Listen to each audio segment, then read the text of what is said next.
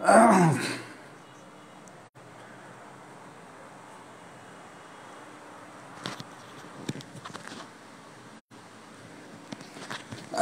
আসসালামু আলাইকুম। আশা করি সবাই ভালো আছেন।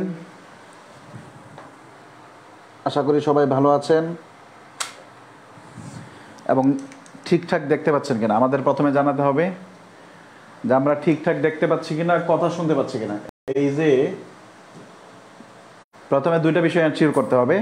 আজকে আমাদের ফার্স্ট ক্লাস ওরিয়েন্টেশন ক্লাস, ওটা তো হচ্ছে আমরা মোটামুটি নিতে পারলাম না, একটু টেকনিক্যাল সমস্যার কারণে। ওইভাবে আমাদের দুইটা জিনিস এনশিওর করতে হবে, এইখানে যে লেখাগুলো আছে এই লেখাগুলো আমরা ঠিকঠাক বুঝতে পারছি কিনা এবং আমার ভয়েসটা আপনাদের কাছে ক্লিয়ার আছে কিনা, এই বিষয়টা একটু এনশিওর করতে হবে। হ্যাঁ, আজকে হয়তোবা যেহেতু আজকে প্রথম ক্লাস, হয়তোবা সর্বোচ্চ 5 মিনিট সময় হয়তোবা আমাদের যাবে, এরপরে আমাদের জয়েন হলে আমরা ক্লাস শুরু করে দেবো একদম। আজকে আমাদের বেসিক টু অ্যাডভান্স ইংরেজি কোর্সের প্রথম ক্লাস, এটা মাথায় রাখতে হবে। একদম প্রথম ক্লাস, ফার্স্ট ক্লাস, এটা মাথায় রাখতে হবে। ওরিয়েন্টেশন ক্লাসের ভিতরে অন্তর্ভুক্ত হবে না।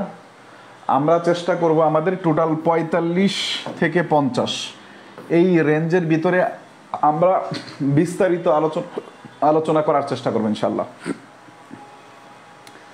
হ্যাঁ, সব কিছু ক্লিয়ার আছে কিনা একটু বলতে হবে। এবং আলহামদুলিল্লাহ, কে কোথায় থেকে দেখছি দেখি। প্রথমে একটু বোর্ডটা আর একটু কাছে হইলে ভালো হতো। আজ ভয়েস ক্লিয়ার। কালকে মূলত নেটওয়ার্কের সমস্যা ছিল। আমি যেই এলাকা থেকে বা যেই এরিয়া থেকে বোর্ড আরেকটু কাছে না, আর মানে আমি চাইলে এটা আরো বড় করতে পারবো। এই যে আমি যখন আপনাকে প্রশ্ন সলভ করাবো ঠিক এইরকম বড় করে সলভ করাবো, সুতরাং সমস্যা নেই। আপনি দেখেন আপাতত এইটা বুঝতে পারছেন কিনা, এই প্রশ্নগুলো বুঝতে পারছেন কিনা। যদি বুঝতে পারি আমরা একটু হ্যাঁ বলবো। সবাই সব কিছু ঠিকঠাক আছে কিনা দেখতে হবে। প্রথম দিন যেহেতু আমরা একটু বলে দিই কোথায় কে কোথায় থেকে দেখছি। ফেনী থেকে দেখছি, কারা কোথায় থেকে দেখছি। ওকে, ক্লিয়ার সব, আলহামদুলিল্লাহ। বগুড়া থেকে দেখছি, জামালপুর থেকে দেখছি, ওকে। চিটাগং থেকে দেখছি, দিনাজপুর থেকে দেখছি, মৌসুমী, ক্লিয়ার। আচ্ছা, সবাই একটু জয়েন হয়ে নেক, তারপরে আমাদের আলোচনা শুরু করে দেবো ইনশাল্লাহ। হ্যাঁ, যেহেতু প্রথম ক্লাস, প্রথম ক্লাসটাই আমি একটু কথা বলে নিই। আমাদের এক্স্যাক্টলি 10টা বাজে ক্লাস হবে। আমি একটু কথা, যেমন আপনাদের এই ব্যাচে স্টুডেন্ট সংখ্যা হচ্ছে আমাদের প্রায় 1700-র কাছাকাছি। খুব মনোযোগ দিয়ে দেখেন, 1680 জন বা 75 জন বা 80 জন বা 85 এইরকম মনে হয়। আমি যতটুকু জানলাম যে যতটুকু জানানো হয়েছে যে স্যার প্রায় 1700-র কাছাকাছি আছে। আমি ক্লাসের আগেই হচ্ছে কথা বলছিলাম আমাদের সাথে।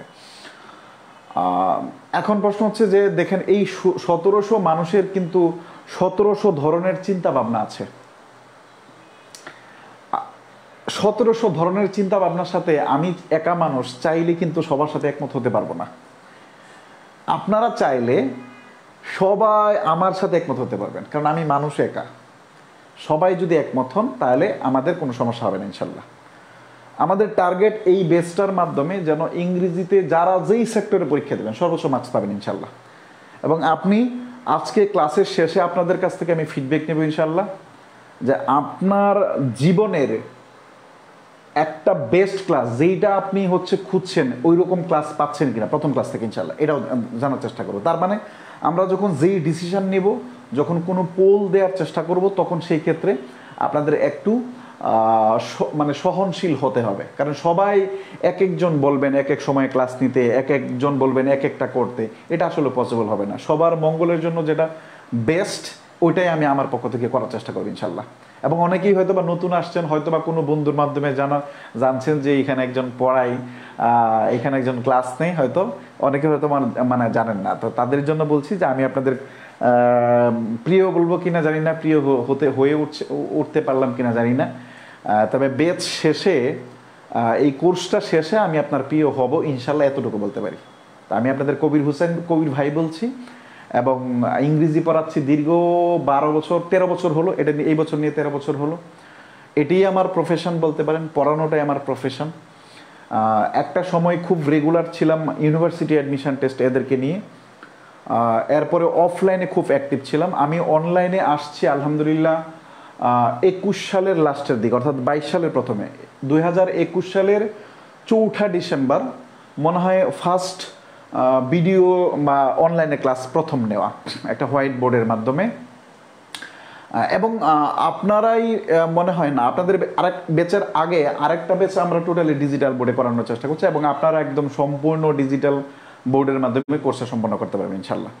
এবং আপনারা জেনে আশ্বস্ত হবেন যে এটা আপনারা এমন একটা প্ল্যাটফর্মে আসছেন যার কাছে এটা অহংকার নয়, এবং বাংলাদেশে এখন পর্যন্ত যারা ইংরেজি পড়ায়, জব পরীক্ষার্থীদেরকে যারা ইংরেজি পড়ায়, সব থেকে বেশি শুনে আলহামদুলিল্লাহ আপনাদের এই কবির ভাই পড়ায়, কবির ভাইয়ের কাছে পড়ে। এতটুকু আস্থা এবং বিশ্বাস তৈরি করতে পারছি বলেই হয়তোবা আপনাদের এই ব্যাচেও দেখবেন বেশ শেষ হতে হতে প্রায় আশা করা যায় যে আমাদের টার্গেট খুব আর বেশি নেওয়া না, কিন্তু তারপরে বেশ শেষ হতে হতে দেখবেন এই ব্যাচেও প্রায় 2.2K অথবা 2.5K স্টুডেন্ট হয়ে যেতে পারে। তো এক একটা ব্যাচে আমাদের প্রত্যেকটা ব্যাচেই এরকম স্টুডেন্ট থাকে আস্থা ভরসা। আমার চেষ্টা করে থাকি প্রত্যেকটা ব্যাচেই হচ্ছে সর্বোচ্চ সার্ভিস দেওয়ার জন্য, আপনাদের বেলায় ব্যতিক্রম থাকবে না ইনশাল্লাহ। আমাদের মনে হয় কথাবার্তা আবার একটু বলে দিই, আমাদের ক্লাসটা থাকবে রবি, মঙ্গল, বৃহস্পতি, শুক্রবার রাত 9টায়। আমাদের ক্লাসের ডিউরেশনটা থাকবে 50 মিনিট থেকে 80 মিনিট, এই সময়ের ভিতরে আমার চেষ্টা থাকবে, অথবা কখনো কখনো 90 মিনিট হতে পারে। 50 থেকে 80 মিনিট এর ভিতরেই থাকার চেষ্টা করা হবে ইনশাল্লাহ। এবং আমি বিশ্বাস করি যখন ক্লাসে বসবেন আপনি অবশ্যই খাতা, এবং আজকের থেকে basic to advance English course নামে একটা খাতা তৈরি করবেন আপনি, এবং যেই খাতাটা আপনার আজীবন ইংরেজি শেখার একটা পাথেয় হবে ইনশাল্লাহ। এবং যত নিয়ম এখানে বলা হবে, যত সেন্টেন্স মেকিং এখানে দেখানো হবে, যত কিছু আলোচনা করা হবে, তার জন্য সব কিছু আপনার এখানে থাকে, যেন ইংরেজি কোর্সটা নতুন করে আর কোথাও কখনো কোনো দিন না করতে হয়। আমি সেইভাবেই আপনাদেরকে সার্ভিস দেওয়ার চেষ্টা করা হবে ইনশাল্লাহ। আমাদের পিডিএফ রিলেটেড যদি কারো কোথাও সমস্যা থাকে, আপনাদের জন্য হোয়াটসঅ্যাপ গ্রুপ খোলা হচ্ছে, ওই গ্রুপে সব পিডিএফ দিয়ে দেওয়া হবে, যেন আপনারা খুব ইজিলি ডাউনলোড করে নিতে পারেন আপাতত। আর কুরিয়ারের যখন ব্যবস্থা করা হবে, তখন আপনি ক্লাসের সামনে শীট নিয়ে বসবেন। আপনি ক্লাসের সামনে শীট না থাকলে হয়তোবা আপনার এই কোর্সটা ততটা কাজে দিবে না। বুঝাতে পারলাম? আমার সব ব্যাচেই এই ব্যবস্থাটা থাকে, আপনাদের ব্যাচেও এই ব্যবস্থায়। আমি আশা করি কোর্সের শেষে আপনাদের আরও প্রশ্নের উত্তর দেবো ইনশাল্লাহ। আজকে আমরা কোর্সের শুরু করে দিলাম ইনশাল্লাহ। কোর্স এখন থেকে আমাদের মূল কথা আমরা কোর্সে শুরু করে দিব, এবং কোর্সটার প্রথম ক্লাসের প্রথম ওয়ার্ডটা নিয়ে আমরা কথা বলার চেষ্টা করবো ইনশাল্লাহ। এতটুকু যদি আমরা ক্লিয়ার হয়ে থাকি, আমার এতক্ষণের কথাবার্তা যদি ক্লিয়ার হয়ে থাকে, তাহলে আমরা এতটুকু লিখবো যে আমরা কি লেখা যায় বলেন তো? কথা ক্লিয়ার বা সূচনা ক্লিয়ার, ঠিক আছে তো? অথবা 2টা ডি লেখেন, 2টা ডি, অথবা 2টা সি লেখেন, 2টা ডি না 2টা সি লেখেন, মানে ক্লিয়ার অ্যান্ড ক্লিয়ার, ঠিক আছে? এরপর আমরা এখনই ক্লাস শুরু করে দেবো ইনশাল্লাহ। না, শীট ছাড়া কোনো বই করতে হবে না ভাই। আমার এই শীটটা আমার আপকামিং বই থেকেই টোটাল বিগত বছরে যত প্রশ্ন আছে ম্যাক্সিমাম এখানে দেয়া আছে, কিছু কোনো বই লাগবে না। তবে একজন পরীক্ষার্থী হিসাবে যে কোনো একটা বই আপনার কাছে রাখতে পারেন। আর সিক্রেট গ্রুপ বলতে আমাদের এটাই সিক্রেট গ্রুপ। এই গ্রুপে যারা টাকা দিয়ে ভর্তি হয়েছেন কেবল তারাই অ্যাড আছেন, বাকিরা কিন্তু অ্যাড নেই। বুঝাতে পারলাম? ওকে, আচ্ছা, তাহলে আমরা আমাদের কথাবার্তা শুরু করে দিই। একটু মনোযোগ দিয়ে দেবেন। যখন আমি কোনো কিছু বুঝাবো তখন আপনি কোনো প্রশ্ন করবেন না। যদি কোনো না বুঝেন তারপরে প্রশ্ন করবেন না। আমি একটা জিনিস বুঝাবো, তখন আপনাকে ওই বোঝানোর ধরনের উপরে আমি আপনাদেরকে প্রশ্ন করব, এরপরে আপনার উত্তর দিবেন। অর্থাৎ আমি যখন সামনে থাকবে, তখন আপনার মনে প্রশ্ন এসে যদি আপনার গার্লফ্রেন্ডের মতো আপনাকে প্যারা দেয়, এরপর আপনি করবেন না। মনে করেন আপনার প্রচণ্ড ইচ্ছা করছে প্রশ্ন করতে, মানে ঠিক যেমনটা আপনার গার্লফ্রেন্ড আপনাকে প্যারা দেয়, অথবা ঠিক যেমনটা আপনার বয়ফ্রেন্ড আপনাকে প্যারা দাও না, একটু দাও না, মানে বুঝেন নেই তো, এমন প্যারা অবস্থা থাকলে আপনি প্রশ্ন করবেন না। কখন? মানে নেওয়ার একটা সময় আছে না? না, আপনি মনে করেন যে ফোন দিয়ে বলতেছেন আমাকে কিছু একটা দেও ফোনে, হ্যাঁ মানে বলতেছেন আপনি, কিন্তু ওদিক দিয়ে আপনার মার সামনে বসে আছে, সম্ভব না। তো এইটা আপনি এইটাই মনে করবেন। যখন আমি সামনে, তখন আপনার গার্লফ্রেন্ড অথবা বয়ফ্রেন্ডের মার সামনে কে? ওর মা। বুঝতে পারলাম? তাই সুতরাং ওই প্রশ্ন করা যাবে না। আমি যখন যাব প্রশ্ন করব যে বুঝতে পারছেন কিন্তু, এইবার আপনারা প্রশ্ন করেন। আমি আশা করি বোঝাতে পারলাম। ওকে, এই যে আমরা এতক্ষণ কথা বললাম, এই যে আমরা এতক্ষণ কথা বললাম, এই কথাগুলো বলতে আমাদের কোনো সমস্যা হয়েছে? না, সমস্যা হয় না। কেন সমস্যা হয় না? কারণ এই যে আমি এতক্ষণ কথা বলেছি, প্রত্যেকটা কথাই বলেছি বাংলা ভাষায়, এবং প্রত্যেকটা কথাই বলেছি আমাদের মাতৃভাষায়, যেটা আমি জন্মের পর থেকে শুনে যাচ্ছে, বা বা বা মা মা থেকে শুরু করেছি, তাই তো? প্রথমে শিখেছি মা অথবা বাবা, এরপরে কোনো কিছু শিখতে শিখতে আজকে আমার মুখে যা আসে সব, পৃথিবীর সবচেয়ে বিশ্রী ভাষাটা আমি বলে ফেলতে পারি। কোন ভাষায়? বাংলা ভাষায়। ইংলিশে বলতে পারি না, ইংলিশে হয়তো দু একটা বলতে পারি, সেটা ডিপ জলের মানে মুভি থেকে, ডিপ জলে কয় না মাঝে মাঝে সানডে মানডে কলস করে দিব, এরকম হয়তো বা দু একটা ডায়লগ ইংলিশে বলতে পারি। কিন্তু বাংলা ভাষায় যত বিশ্রী ধরনের গালিয়েছে আমি সেটাও পারি। কেন? কারণ এটা আমার মাতৃভাষা। বাংলা ভাষা তৈরি হওয়ার জন্য আমাদের কি কি লাগছে? বাংলা ভাষাটা তৈরি হচ্ছে, আমাদের আলোচনা কিন্তু শুরু হয়ে গেছে ক্লাসে। বাংলা ভাষাটা তৈরি করার জন্য আমাদের দুইটা এলিমেন্ট লাগছে। কি কি বলেন তো? একটা হচ্ছে স্বরবর্ণ, মনোযোগ দিবেন, একটা হচ্ছে স্বরবর্ণ আর একটা হচ্ছে ব্যঞ্জন বর্ণ। যেমন যদি আমি একটা উদাহরণ দিই, যেমন কলম, যেমন আমি একটা উদাহরণ দিই যে কি বলেন তো, কলম। তো কলম শব্দটা কি? মানে আমার একটা কলম দরকার। এই আমাদের আপনি জীবনে যতগুলো বাক্য বলেছেন, এর ভিতরে কি একটা বাক্য হয় না আমার একটা কলম দরকার? হ্যাঁ, অবশ্যই হতে পারে। আপনার একটা কলম দরকার, আপনি কাউকে প্রেমপত্র লিখবেন অথবা কাউকে লিখবেন সুইসাইড নোট, আমি তোমাকে ছাড়া বাঁচবো না, মরে যাবো, আপনার একটা কলম দরকার, আপনি লিখতেই পারেন আমার একটা কলম দরকার। এটা তো একটা বাক্য। কি করে হলো? এই কলম বাক্যটা তৈরি করার জন্য আমাদের কি কি লাগছে বলেন তো? স্বরবর্ণ লাগছে এবং ব্যঞ্জন বর্ণ লাগছে। তার মানে ভাষার দুইটা গুরুত্বপূর্ণ উপাদান হচ্ছে, আমাদের বাংলা ভাষার দুইটা গুরুত্বপূর্ণ উপাদান হচ্ছে কি বলতো? একটা হচ্ছে স্বরবর্ণ, একটা ব্যঞ্জন বর্ণ। আচ্ছা, এই যে স্বরবর্ণ আর ব্যঞ্জন বর্ণ মিলে আমাদের এটা একটা অর্থ দিচ্ছে। কলম মানে কি? যেটা দিয়ে লেখা হয়, এটার একটা অর্থ আছে, যার কারণে এই একটা দুইটা তিনটা আছে হচ্ছে কি বলতো? বর্ণ। বর্ণ বুঝেন তো? বর্ণ কত প্রকার? দুই প্রকার। একটা হচ্ছে স্বরবর্ণ আর হচ্ছে ব্যঞ্জন বর্ণ। এখানে আমাদের কয় ধরনের বর্ণ আছে? ক, ল, ম। খুব ভালো করে লক্ষ্য করেন, ক, ল, ম। কয়টা বর্ণ আছে বলেন তো? তিনটা বর্ণ আছে। এখানে বর্ণ আছে কয়টা বলেন তো? তিনটা। এই তিনটা বর্ণ মিলে আমাদের একটা শব্দ হয়েছে। কি কি হয়েছে বলেন তো? একটা শব্দ হয়েছে। এখন এই কলম শব্দের একটা অর্থ আছে, এটাকে এই জন্য আমরা একটা শব্দ বলতে পারলাম। কিন্তু আমরা যখন এটা লিখবো ম ক ল, মকল, দেখেন পৃথিবীতে মকল শব্দের কোনো অর্থ আছে কিনা আমি জানি না, তবে আমার মনে হয় আপাতত নেই। তো মকল শব্দ দেখেন একাধিক তিনটা বর্ণই আছে, তিনটা বর্ণই সংযুক্ত করেছি, কিন্তু এটার কোনো অর্থ নাই। এটার কি নেই বলেন তো? অর্থ নাই। এই কারণে এটা আসলে শব্দ হয় নাই। তার মানে শব্দ হইতে হলে আমাদের একটা অবশ্যই অর্থ থাকতে হবে, অর্থ ছাড়া শব্দ হওয়া যাবে না। তার মানে ঠিক এইভাবে আস্তে আস্তে আস্তে করে আমাদের একটা মানে কি বলতো, একটা কর্তা লাগছে, একটা কর্ম লাগছে, এরপরে একটা মানে ক্রিয়া লাগছে। এইভাবেই আমাদের বাক্য তৈরি হয়েছে। বাক্য থেকে আমরা ভাষায় কথা বলি। এতক্ষণ যে কথা বলেছি, অনেকগুলো বাক্য বলেছি, এভাবেই আমাদের বাংলা ভাষার সৃষ্টি হয়েছে। ঠিক তেমনি বাংলার মতো একটা ভাষা হচ্ছে ইংরেজি, যেই ভাষাও ঠিক একই প্রক্রিয়ায় গঠন হয়েছে, যেমনটা হয়েছে এই কলম শব্দটা। ইংরেজি ভাষায় আমাদের যেমন কি রয়েছে বলেন তো? আমাদের স্বরবর্ণ এবং ব্যঞ্জন বর্ণ দুটাকে মিলায় বলা হয় কি বলেন তো? বর্ণমালা। স্বরবর্ণ এবং ব্যঞ্জন বর্ণ দুইটাকে মিলায় বলা হয় কি? বর্ণমালা। বাংলায় যেমন টোটাল 50টা বর্ণমালা রয়েছে, ইংরেজিতে তেমনই 26টা বর্ণমালা রয়েছে। কি কি বলেন তো? ইংরেজিতে টোটাল কয়টা বর্ণমালা রয়েছে বলেন তো? 26টা বর্ণমালা রয়েছে। বাংলায় যেমন স্বরবর্ণ আছে, ব্যঞ্জন বর্ণ আছে, ঠিক ইংরেজিতেও স্বরবর্ণ আছে এবং ব্যঞ্জন বর্ণ আছে। ইংরেজিতে স্বরবর্ণ হচ্ছে আমাদের 5টা, এ, ই, আই, ও, ইউ। এই 5টা হচ্ছে স্বরবর্ণ বা ভাওয়েল, BOWEL, ভাওয়াল।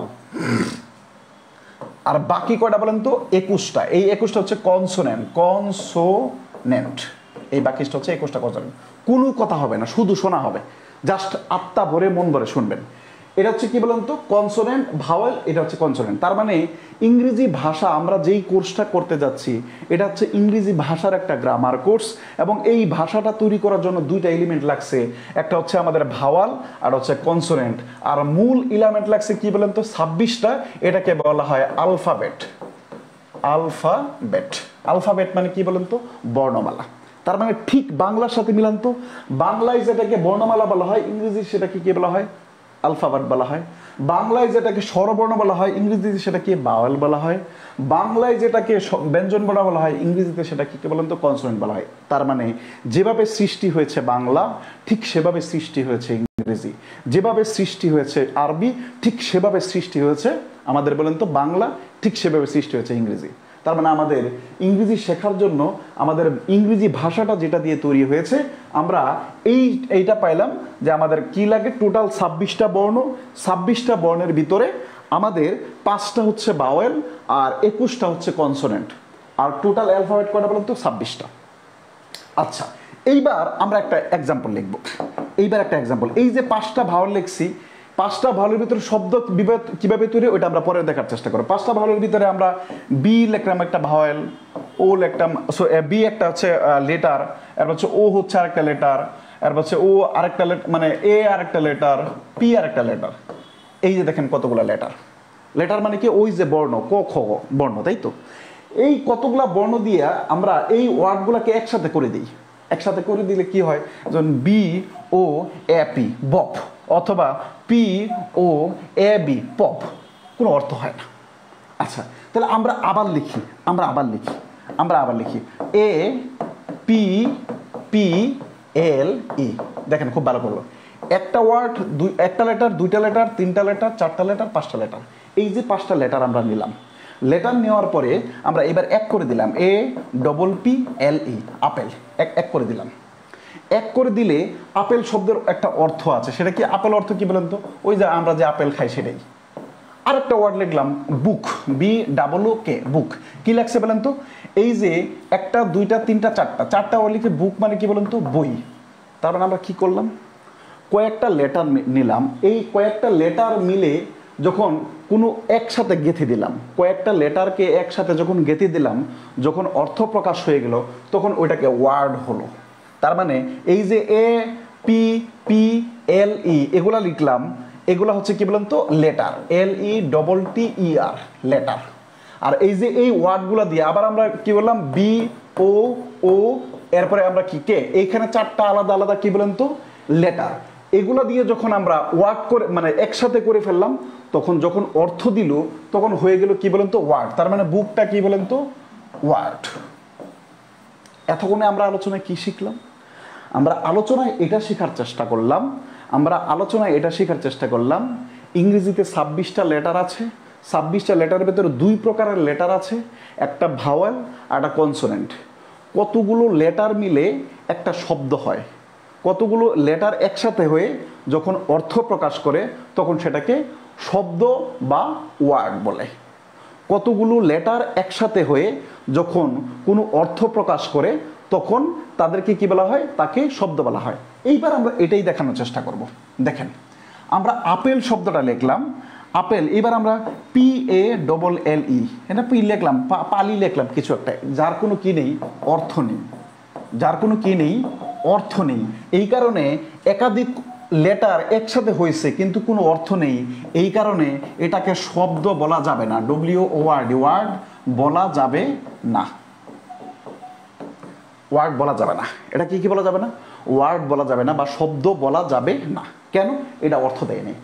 এই যে 2টা ওয়ার্ড লিখলাম, এর ভিতরে দেখবেন আপনি অবশ্যই পৃথিবীতে যতগুলো ওয়ার্ড তৈরি হয় যেগুলো অর্থ দেয়, এর ভিতরে অবশ্যই একটা ভাওয়াল লাগবে, কিন্তু কিছু কিছু ওয়ার্ড দেখবেন ভাওয়াল নাই। এই জন্য আমাদের মনে রাখতে হবে, যদিও আমাদের বলা হয়েছে ভাওয়াল 5টা, কিন্তু মনে রাখতে হবে ওয়াই কে সেমি ভাওয়াল বলা হয়। কি বলা হয়?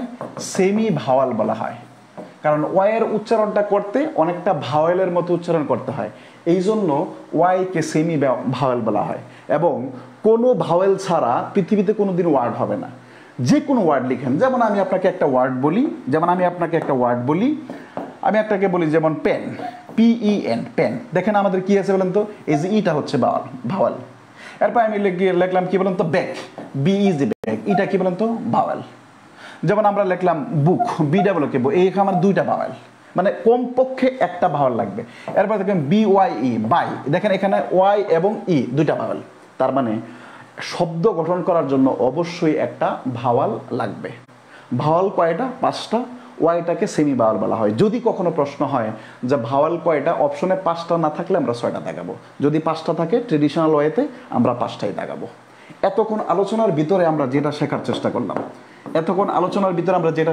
করলাম, এইবার আপনারা খুব সুন্দর করে নোট করবেন এইভাবে। Letter, LETTER, letter dot dot, অর্থ লেটার একসাথে হয়ে অর্থ দিলে হয় ওয়ার্ড। আচ্ছা, আগেরটা অবশ্যই, আগের জিনিসগুলো লিখবেন, 26টা লেটার কনসোনেন্ট বলে, এটা অবশ্যই লিখবেন। মূল পয়েন্টগুলো আমি লিখে দিচ্ছি। আচ্ছা, অর্থ না দিলে, না থাকলে ওয়ার্ড হয় না, ওয়ার্ড হয় না। এরপরে আচ্ছা, প্রতিটি ওয়ার্ড গঠনে অবশ্যই ভাওয়াল থাকবে, অবশ্যই একটি ভাওয়াল থাকবে। অবশ্যই একটি মানে বেশি থাকতে পারে, কিন্তু কমপক্ষে একটা থাকবে, ভাওয়াল থাকবে। 4 নাম্বার পয়েন্ট, ওয়াই কে সেমি ভাওয়াল বলা হয়, ভাওয়াল বলা হয়, ওয়াই কে সেমি ভাওয়াল বলা হয়। এই 4টা পয়েন্ট যদি লেখা হয়ে থাকে এবং এতক্ষণের আলোচনা যদি বোঝা হয়ে থাকে, তাহলে এইবার আমাকে একটু বলবেন, ডি মানে হচ্ছে ডান, মানে লেখা হয়েছে, আর সি মানে হচ্ছে ক্লিয়ার, মানে বুঝতে পারছেন। আপনি লিখবেন ডিসি, আপনাকে প্রথম ক্লাসে আমি ডিসি বানিয়ে দিচ্ছি, ঠিক আছে? ধৈর্য থাকতে হবে।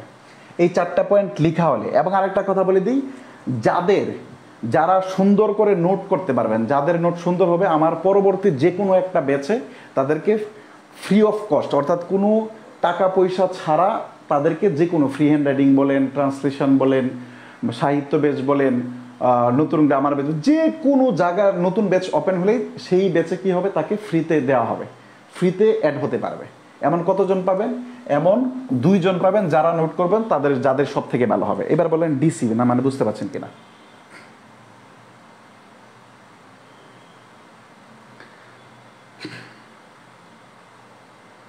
ওকে, প্রত্যেকেই মনোযোগ থাকতে হবে শতভাগ। এবং আপনাকে মনে রাখতে হবে যে আপনি এইখানে আসলে ইংরেজি শিখতে আসছেন, ওইটা যেটা আপনি সারা জীবনে শিখতে পারেননি। আমাদের ঠিক ওই জায়গাটা থেকে আমরা শুরু করেছি, শুরু করার চেষ্টা করেছি। ওকে,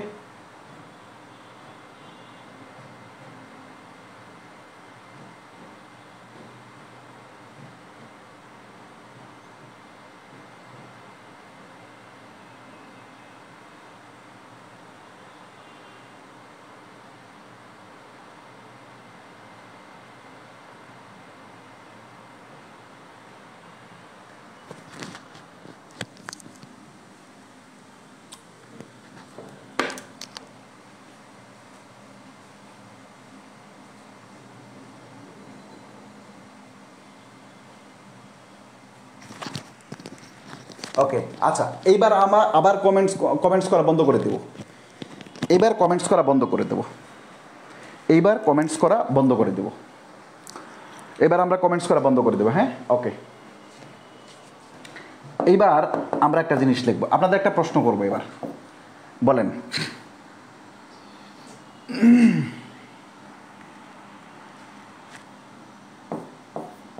PEN, পেন, এই জায়গাটায় কয়টা অক্ষর আছে?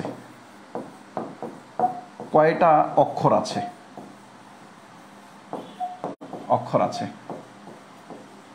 প্রত্যেকে উত্তর করবেন এটা। এই জায়গাটায় কয়টা অক্ষর আছে?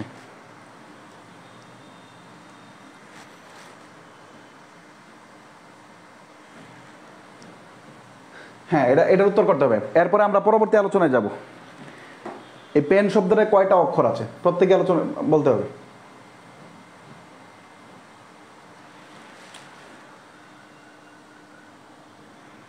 কয়টা? 3টা, 2টা, 1টা, 4টা। 4টা তো নাই, সর্বোচ্চ 3টা থাকতে পারে।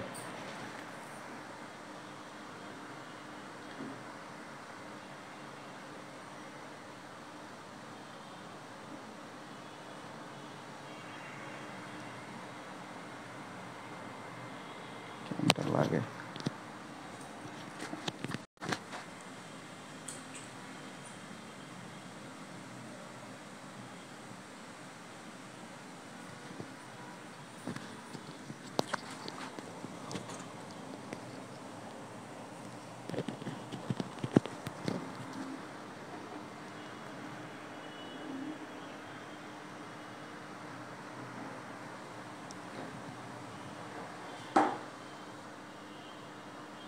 শুর। আচ্ছা দেখেন, আপনাদের এই জায়গায় মন্তব্য করছেন কি বলেন তো? কেউ করছেন 3টা, কেউ করছেন 2টা, কেউ করছেন 1টা। এটা আমরা ক্লিয়ার করি। এই যে অক্ষর শব্দটা আমরা দেখলাম, দেখেন অক্ষর শব্দটা আমরা দেখলাম, এই অক্ষর মানে আমরা মনে করি লেটার, বিষয়টা এরকম না। লেটার মানে হচ্ছে কি বলেন তো বর্ণ, আর অক্ষর মানে হচ্ছে সিলেবল। SYLLAVLE, সিলাবল। সিলাবল শব্দের অর্থ হচ্ছে কি বলেন তো, বুঝাতে পারলাম? সিলাবল শব্দের অর্থ কি বলেন তো, অক্ষর। সিলাবল কাকে বলা হয়? একটা শব্দের যতটুকু একবারে উচ্চারণ করা যায়। আমি সহজ বাংলা ভাষায় বললাম, বই পুস্তকের ডেফিনিশনটা ঠিক এরকম না। এক নিঃশ্বাসে বা এক প্রশ্বাসে যতটুকু উচ্চারণ করা যায় এটাকে বলা হয় অক্ষর। দেখেন বিউটিফুল, BEAUTIFUL, কি বলেন তো? Beautiful, beautiful. কত মানে শব্দটা উচ্চারণ করতে কতটুকু সময় লাগে, কতবার সময় লাগছে বলেন তো? 3 বার। কিন্তু দেখেন পেন, উচ্চারণ করেন সবাই, মুখে মুখে বলেন পেন, কতবার লাগছে বলেন তো? 1 বার। তার মানে এইটা আমরা এবার একটু লিখে রাখবো, সিলেবল, SYLLAVL, সিলেবল সমান সমান লিখে রাখবো অক্ষর, লেটার মানে না। সারা জীবন আমরা ভুল জানছি। অক্ষর পাশে লিখবো কোন ওয়ার্ডের যতটুকু একবারে উচ্চারণ করা যায়, কোন ওয়ার্ড এর যতটুকু একবারে উচ্চারণ করা যায়।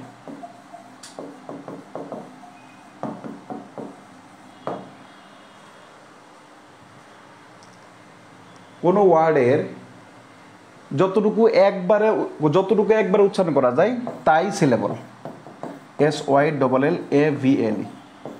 কোন ওয়ার্ডের যতটুকু একবারে উচ্চারণ করা যায় তাই কি বলেন তো? সিলেবল। তার মানে এখানে পেন শব্দটাই আমাদের কি বলেন তো? একটা অক্ষর। কিন্তু লেটার কয়টা বলেন তো? 1টা 2টা 3টা।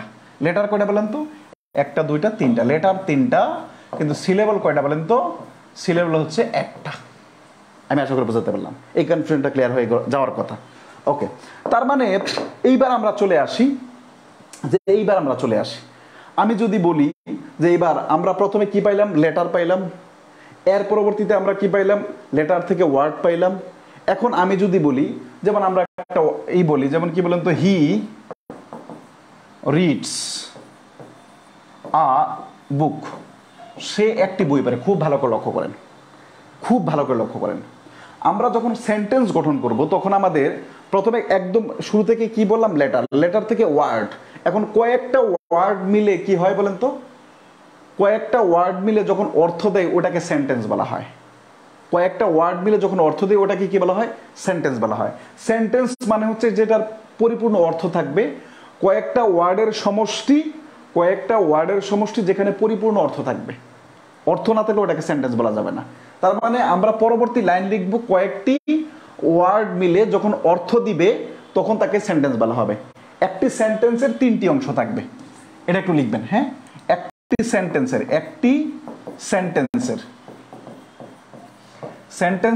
3টি অংশ থাকবে, 3টি অংশ থাকে।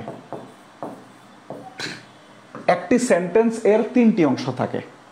কি কি বলেন তো? 1 number subject, 2 number verb, 3 number object. এটা হচ্ছে এই একটা বাক্যের মৌলিক উপাদান। একটা বাক্যের কি বলেন তো? মৌলিক উপাদান। Subject, verb, object. সাবজেক্টের পরে লিখে রাখবেন, সাবজেক্ট হয় নাউন অথবা প্রনাউন। আপনি এখানে অবশ্যই লিখে রাখবেন ব্র্যাকেটে 6টা। তার মানে নাউনের জায়গায় আরো অনেক সাবজেক্ট হতে পারে, টোটাল 6টা জিনিস। নাউন হতে পারে, নাউন ফ্রেজ হতে পারে, জেরান্ড হতে পারে, ইনফিনিটিভ ফ্রেজ হতে পারে, নাউন ইকুইভ্যালেন্ট হতে পারে, নাউন ক্লজ হতে পারে। এটা আমরা পরবর্তী সময় জেনে যাব আস্তে আস্তে। কিন্তু আমরা প্রথমেই জানবো সাবজেক্ট মূলত হয় নাউন এবং প্রনাউন। আচ্ছা, ভার্ব নিয়ে আমরা বিস্তারিত আলোচনা করব। আর অবজেক্টও হবে কে বলেন তো? নাউন অথবা প্রনাউন। এখন নাউন অথবা প্রনাউন এই জিনিসগুলো কি, এটা আমরা পরবর্তী আলোচনা করব। তার আগে এই পর্যন্ত আমরা থেমে যাব। থেমে যাওয়ার আগ পর্যন্ত আমরা একটা বিষয় লক্ষ্য করব, এরপর একটা সেন্টেন্স লিখবো। সেন্টেন্সটা এবার আমি এই জায়গাটায় লিখবো, আপনি নিচে লিখবেন, এর নিচে। যেমন he reads a book. He reads আ বুক, সে একটা বই পড়ে। খুব ভালো করে লক্ষ্য করেন, আমাদের হি আমাদের একটা অর্থ প্রদান করে, দুইটা লেটার মিলে একটা শব্দ হয়েছে। রিডস পরে এটা আমাদের অর্থ প্রকাশ করে, বুক অর্থ প্রকাশ করে। কিন্তু খুব ভালো করে লক্ষ্য করেন, এইখানে এ দেয়া আছে। এ তো মানে আমরা লেটার হিসাবে জানি, কিন্তু এরপরেও অর্থ প্রকাশ করেছে। এই জন্য এইখানে এটা লেটার নয়, এইখানে এটা ওয়ার্ড। তার মানে এই সেন্টেন্সটা লিখার পরে আপনি লিখবেন কি, যে কোনো লেটার যখন অর্থ প্রকাশ করে, কোনো লেটার যখন সেন্টেন্সে ব্যবহৃত হয়, তখন যদি সেটা অর্থ প্রকাশ করে, তখন ওটাকে ওয়ার্ড বলা হবে। আমাদের কি বলেন তো, লেটার নয়। তার মানে একটা লেটার দিয়ে একটা ওয়ার্ড গঠন হতে পারে, একটা লেটার দিয়ে একটা ওয়ার্ড গঠন হতে পারে। আমি এতটুকু ক্লিয়ার করে দেবো, খুব সুন্দর করে নোট করবেন। একটা লেটার দিয়েও একটা ওয়ার্ড গঠন হতে পারে। তার মানে আমরা কি পাইলাম, একটা সেন্টেন্স গঠন করার জন্য তিনটা মৌলিক উপাদান পেলাম, সাবজেক্ট, ভার্ব এবং অবজেক্ট। এই তিনটা বেসিক জিনিস নিয়ে মূলত আলোচনা। আমরা শুরু করেছিলাম কোন জায়গা থেকে, ওই যে লেটার থেকে। প্রথমে লেটার পাইলাম, তারপরে ওয়ার্ড পাইলাম, তারপরে কয়েকটা ওয়ার্ড মিলে যখন মিনিংফুল সেন্টেন্স পাইলাম, একটা সেন্টেন্সের তিনটা অংশ পাইলাম, সাবজেক্ট পাইলাম, ভার্ব পাইলাম, অবজেক্ট পাইলাম। ওই লেটার থেকে শুরু করে এই সাবজেক্ট প্লাস ভার্ব এই পর্যন্ত আসার জন্য যতগুলো প্রক্রিয়া মেনটেন করা হয়, অর্থাৎ এই সেন্টেন্স গঠন করার জন্য যতগুলো প্রক্রিয়া মেনটেন করা হয়, এই প্রক্রিয়াটার নাম হচ্ছে সিনট্যাক্স। এই প্রক্রিয়াটার নাম কি বলেন তো, এই যে এখানে দেখেন সিনট্যাক্স। তার মানে সিনট্যাক্স মানে হচ্ছে বাক্য তৈরির প্রক্রিয়া। সিনট্যাক্স মানে কি বলেন তো, বাক্য তৈরির প্রক্রিয়া। সিনট্যাক্স আপনি সারা জীবন হয়তো মুখস্থ করছেন যে সিনট্যাক্স মানে এটা, সিনট্যাক্স মানে এটা, হয়তো এইভাবে। কিন্তু সিনট্যাক্সটা বলা হবে ওই লেটার থেকে শুরু করে এই পর্যন্ত subject plus verb plus object পর্যন্ত আসার জন্য যত প্রসিডিউর মেনটেন করা হয়, এই প্রক্রিয়াটাকেই বলা হয় সিনট্যাক্স। এই প্রক্রিয়াটা কি বলা হয়, সিনট্যাক্স। তার মানে আমরা ছোট করে লিখে রাখবো সিনট্যাক্স। এই যতগুলা আছে এইভাবে ঠিক লিখবো, লিখার পরে নিচে নোট দিব, নিচে নোট দিব, অর্থাৎ সেন্টেন্স গঠনের প্রক্রিয়াকে, সেন্টেন্স গঠনের প্রক্রিয়াকে সিনট্যাক্স বলা হয়, সিনট্যাক্স বলা হয়। আচ্ছা, সেন্টেন্স অর্থাৎ সেন্টেন্স গঠনের প্রক্রিয়াকে কি বলা হয়, সিনট্যাক্স বলা হয়। চলেন আমরা দেখার চেষ্টা করি। সিনট্যাক্স শব্দের অর্থ হচ্ছে গঠন তত্ত্ব। ওকে, আচ্ছা এইবার দেখান, এই যে আমরা এতক্ষণ আলোচনা করলাম, এইটা আলোচনা মানে হচ্ছে কি, একটু খুব ভালো করে লক্ষ্য করেন কি প্রশ্ন আসছে আমাদের। Syntax refers to sentence structure, সেন্টেন্সের গঠন, সেন্টেন্স বিল্ডিং, সেন্টেন্স কিভাবে গঠন হয় এটা, সেন্টেন্স ফর্ম মানে সেন্টেন্স গঠন, ফর্ম মানে গঠন, গঠন construction. It is the way that words or phrases are put together in to form sentence in a language. এটা হচ্ছে এমন একটা ওয়ে যেটাকে ওয়ার্ড অথবা ফ্রেজকে একসাথে করা হয় সেন্টেন্স গঠন করার জন্য। এখান থেকে প্রশ্ন কেমন আসছে দেখেন, প্রশ্ন কোথায় আসছে দেখেন। আমাদের এইটা এবার একটু বড় করার চেষ্টা করা হবে এবং আপনাদের জন্য দেখার চেষ্টা করবো। প্রথম কোশ্চেনটাই দেখেন কোথায় আসছে, 1 নাম্বার কোশ্চেনটা দেখার চেষ্টা করবো আমরা। 1 নাম্বার কোশ্চেন দেখার চেষ্টা করবো। 1 নাম্বার কোশ্চেনটা দেখেন আপনি, in English grammar dash deals with শব্দের অর্থ হচ্ছে কি বলেন তো, কোনো কিছু নিয়ে আলোচনা করা। ফরমেশন অফ সেন্টেন্স, এখন ফরমেশন অফ সেন্টেন্স নিয়ে কে আলোচনা করে বলেন তো, সিনট্যাক্স। ফরমেশন অফ সেন্টেন্স কে নিয়ে কে আলোচনা করে, সিনট্যাক্স। এই জন্য আমাদের সঠিক আনসার কি দেয় বলেন তো, সিনট্যাক্স দিয়েছে। কততম বিসিএস আসছে বলেন তো, 36তম বিসিএস। কি বলেন তো, হ্যাঁ 36তম বিসিএস পিলিতে আসছে মনে হয় খুব সম্ভবত, হ্যাঁ 16 সালে যেহেতু 36তম বিসিএস পিলিতে আসছে। সেকেন্ড দেখেন, সিনট্যাক্স মিন কি, ম্যানার অফ স্পিচ, কথা বলার ধরনকে সিনট্যাক্স বলা হয় না। সেন্টেন্স বিল্ডিং, সাপ্লিমেন্টারি, এটা না, এরপরে কিছু না। তার মানে আমাদের কি বলেন তো, এই যে আমরা পেয়ে গেছি সিনট্যাক্স মানে কি, সেন্টেন্স বিল্ডিং। এটা কোথায় থেকে আসে দেখেন, 11তম বিসিএস পরীক্ষায় আসছে, পরিবার কল্যাণ ইতে আসছে, ভার্সিটি অ্যাডমিশনে আসছে এবং আরো অনেকগুলো ভার্সিটি অ্যাডমিশন টেস্টে আসছে। পরবর্তী প্রশ্ন আমরা দেখার চেষ্টা করব। 3 number, syntax is connected with, syntax মানে সিনট্যাক্স কিসের সাথে সংযুক্ত, ওয়ার্ডের সাথে না, লেটারের সাথে না, প্যাসেজের সাথে না, কি সাথে? সেন্টেন্সের সাথে। সঠিক অ্যান্সার কোনটা বলেন তো? D number. এবার দেখেন আবার প্রশ্ন আসছে, 4 নাম্বার প্রশ্নটা আমার দেখার চেষ্টা করি। 4 নাম্বার, সিনট্যাক্স ডিনোটস। ডিনোটস শব্দের অর্থ হচ্ছে নির্দেশ করা। ডিনোটস শব্দের অর্থ কি বলেন তো? নির্দেশ করে। কি নির্দেশ করে?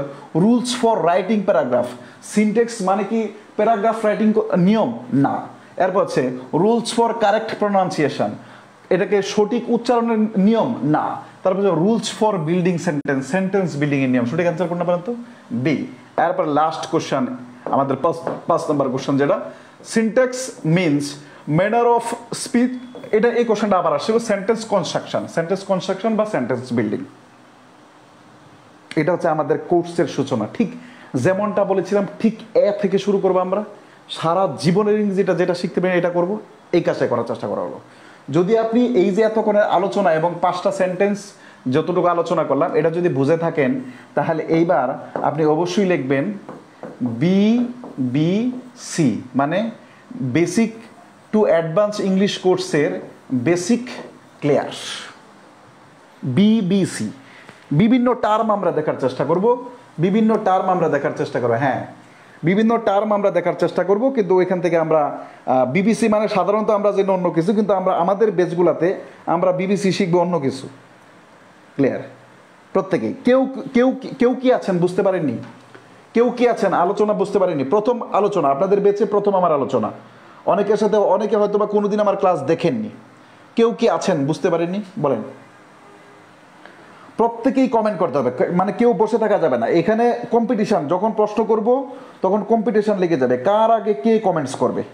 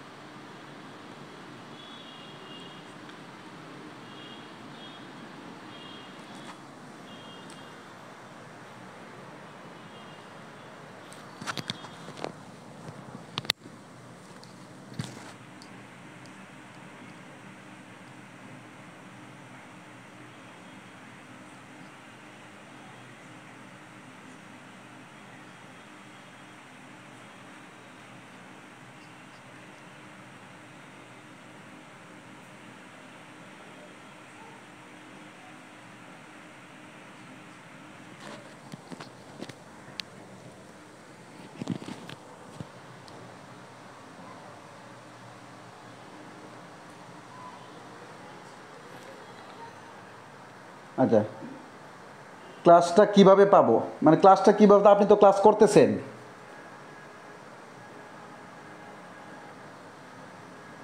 স্যার শিটগুলো যত দ্রুত আমাদের হাতে পৌঁছে দিবেন তত ক্লাস করতে ভালো হবে আমাদের। হ্যাঁ ইনশাল্লাহ, দ্রুতই পৌঁছে দেবো ইনশাল্লাহ। অনেকেই নাকি ক্লাস করতে পারছে না। এতটুকু যদি না বুঝেন তাহলে আপনারা তাহলে কেমনে হবেন? এতভাবে বলার পরও যদি। আচ্ছা, বাই কি ওয়ার্ড? অবশ্যই ওয়ার্ড, কেন ওয়ার্ড হবে না? বাই একটা প্রিপোজিশন, বাই একটা পার্টস অফ স্পিচ, অবশ্যই একটা ওয়ার্ড।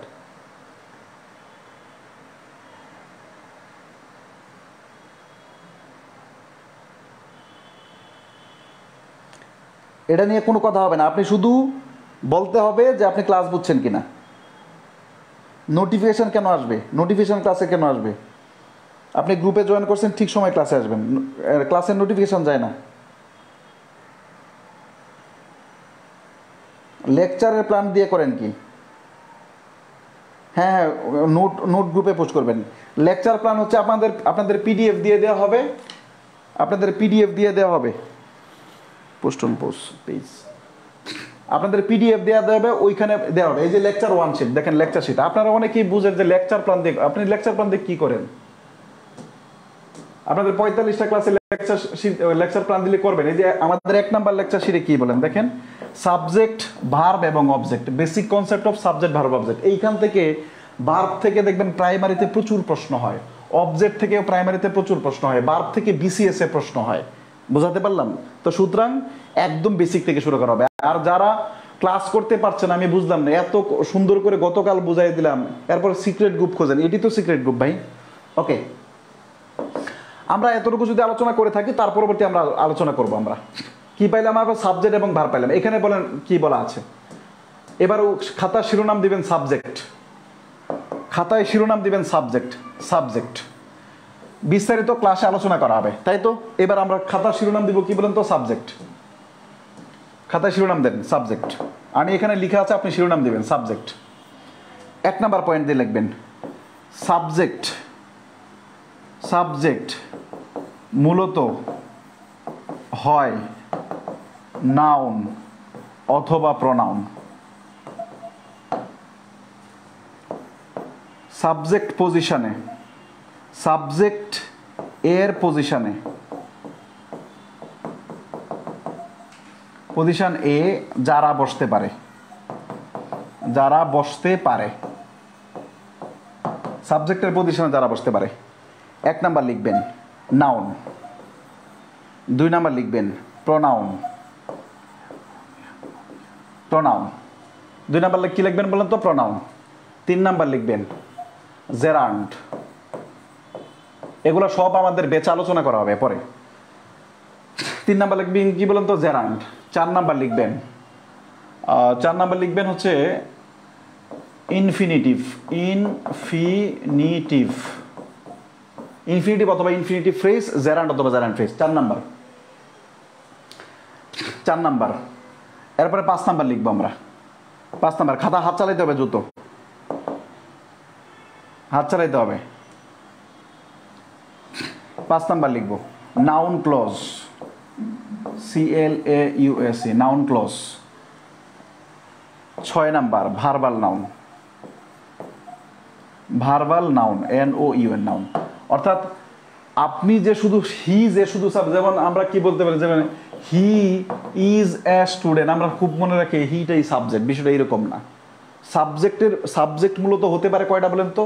মূলত নাউন অথবা প্রনাউন হয়, তবে সাবজেক্টের পজিশনে বসে সাবজেক্টের কাজ করতে পারে মূলত 6টা জিনিস। আপাতত এই 6টা জিনিস কি, এগুলো জানার দরকার না, আপনি জাস্ট লিখে রাখেন। আপনার জন্য খুব সুন্দর করে প্ল্যান সাজানো আছে, কোনটার পরে কোনটা দিলে আপনার মাথায় থাকতে হবে। আচ্ছা, আপাতত হচ্ছে কি লাগবে আমাদের? প্রথমে 1 নাম্বার লিখবেন নাউন, 2 নাম্বার লিখবেন প্রনাউন, 3 নাম্বার লিখবেন হচ্ছে কি বলেন তো? 3 নাম্বার আমি কি লিখছিলাম? 3 নাম্বার কি লিখছিলাম বলেন তো? Noun phrase. 4 নাম্বার কি? 3 নাম্বার লিখছিলাম জেরান্ড। 4 নাম্বার কি লিখছিলাম বলেন তো? Infinitive. 5 number noun clause. 6 number verbal noun. Just এতটুকু লিখে রাখেন, জাস্ট এতটুকু লিখেন। যদি এতটুকু লেখা হয় তাহলে একটু লিখেন DONE, ডান। এই 6টা লেখা হয়েছে কিনা? সাবজেক্টের পজিশনে এই 6টা বসবে, জাস্ট এতটুকু। 2-1 ডান লিখেন, 2-1 ডান লিখতে হবে। সাবজেক্টের পজিশনে 6টা বসে, 2-1 ডান লিখতে হবে।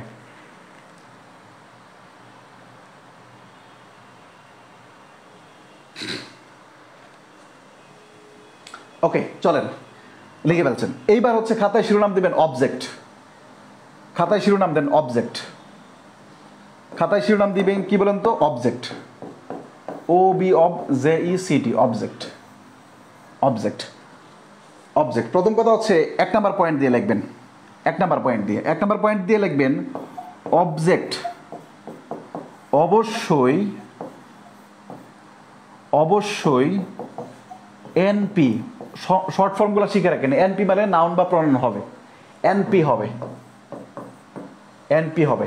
আচ্ছা, 2 নাম্বার ভার্বকে, ভার্বকে হোয়াট অথবা হুম দিয়ে প্রশ্ন করলে, প্রশ্ন করলে অবজেক্ট পাওয়া যায়, অবজেক্ট পাওয়া যাবে, পাওয়া যাবে, অবজেক্ট পাওয়া যাবে। হোয়াটের নিচে আপনি বাংলায় লিখতে পারেন কি, আর হোমের নিচে লিখতে পারেন কাকে। হোয়াটের নিচে বাংলায় লিখতে পারেন কি, আর হোমের নিচে কি লিখবেন বলতো? কাকে। ভার্বকে হোয়াট অথবা হুম দ্বারা অথবা কি অথবা কাকে দ্বারা প্রশ্ন করলে যে উত্তর পাওয়া যায় ওটাই মূলত সাবজেক্ট হয়, ওটাই মূলত কি হয়? সাবজেক্ট হয়। হোয়াট অথবা হুম দ্বারা প্রশ্ন করা ছাড়া অন্য কিছু দিয়ে প্রশ্ন করলে ওটা আর অবজেক্ট হবে না। অবজেক্ট হইতে হলে অবশ্যই হোয়াট অথবা হুম, কি অথবা কাকে দিয়ে প্রশ্ন করে উত্তর পাইতে হবে। যদি কি অথবা কাকে দিয়ে প্রশ্ন করে উত্তর আমরা না পাই, তাহলে তখন আর ওটা অবজেক্ট হবে না। তখন ওটা কি হবে না? তখন ওটার অবজেক্ট হবে না। যেমন আমি যদি একটা এক্সাম্পল দিই, আমি মুছে দিলাম, দ্রুত হাত বাড়াইতে হবে, খুব ভালো করে। যেমন হি রিডস আ বুক, সে বই পড়ে। এইবার প্রশ্ন করেন, প্রশ্নটা আমরা কি করতে পারি? যেমন হোয়াট ডাজ হি রিড, সে কি পড়ে? সে বই পড়ে। দেখেন বই পেয়ে গেছে, তার মানে এ বুকটা কি বলেন তো আমাদের অবজেক্ট। এ বুকটা কি বলেন তো অবজেক্ট। কেন? কারণ হোয়াট দিয়ে প্রশ্ন করি। আচ্ছা, এইবার চলেন আমরা আরেকটা প্রশ্ন করি। যেমন আই লাভ ইউ, আমি তোমাকে ভালোবাসি। এবার প্রশ্ন করো whom do I love, whom do I love. এগুলো লেখার দরকার নাই, এগুলো জাস্ট বুঝেন। হুম ডু আই লাভ, আমি কাকে পছন্দ করি, আমি কাকে ভালোবাসি, আমি তোমাকে ভালোবাসি, আমি তোমাকে ভালোবাসি। ইউটা আমাদের কি বলেন তো অবজেক্ট। ইউটা কি বলেন তো আমাদের অবজেক্ট। কেন? কারণ এইবার হুম দ্বারা প্রশ্ন করে উত্তর পাইলাম।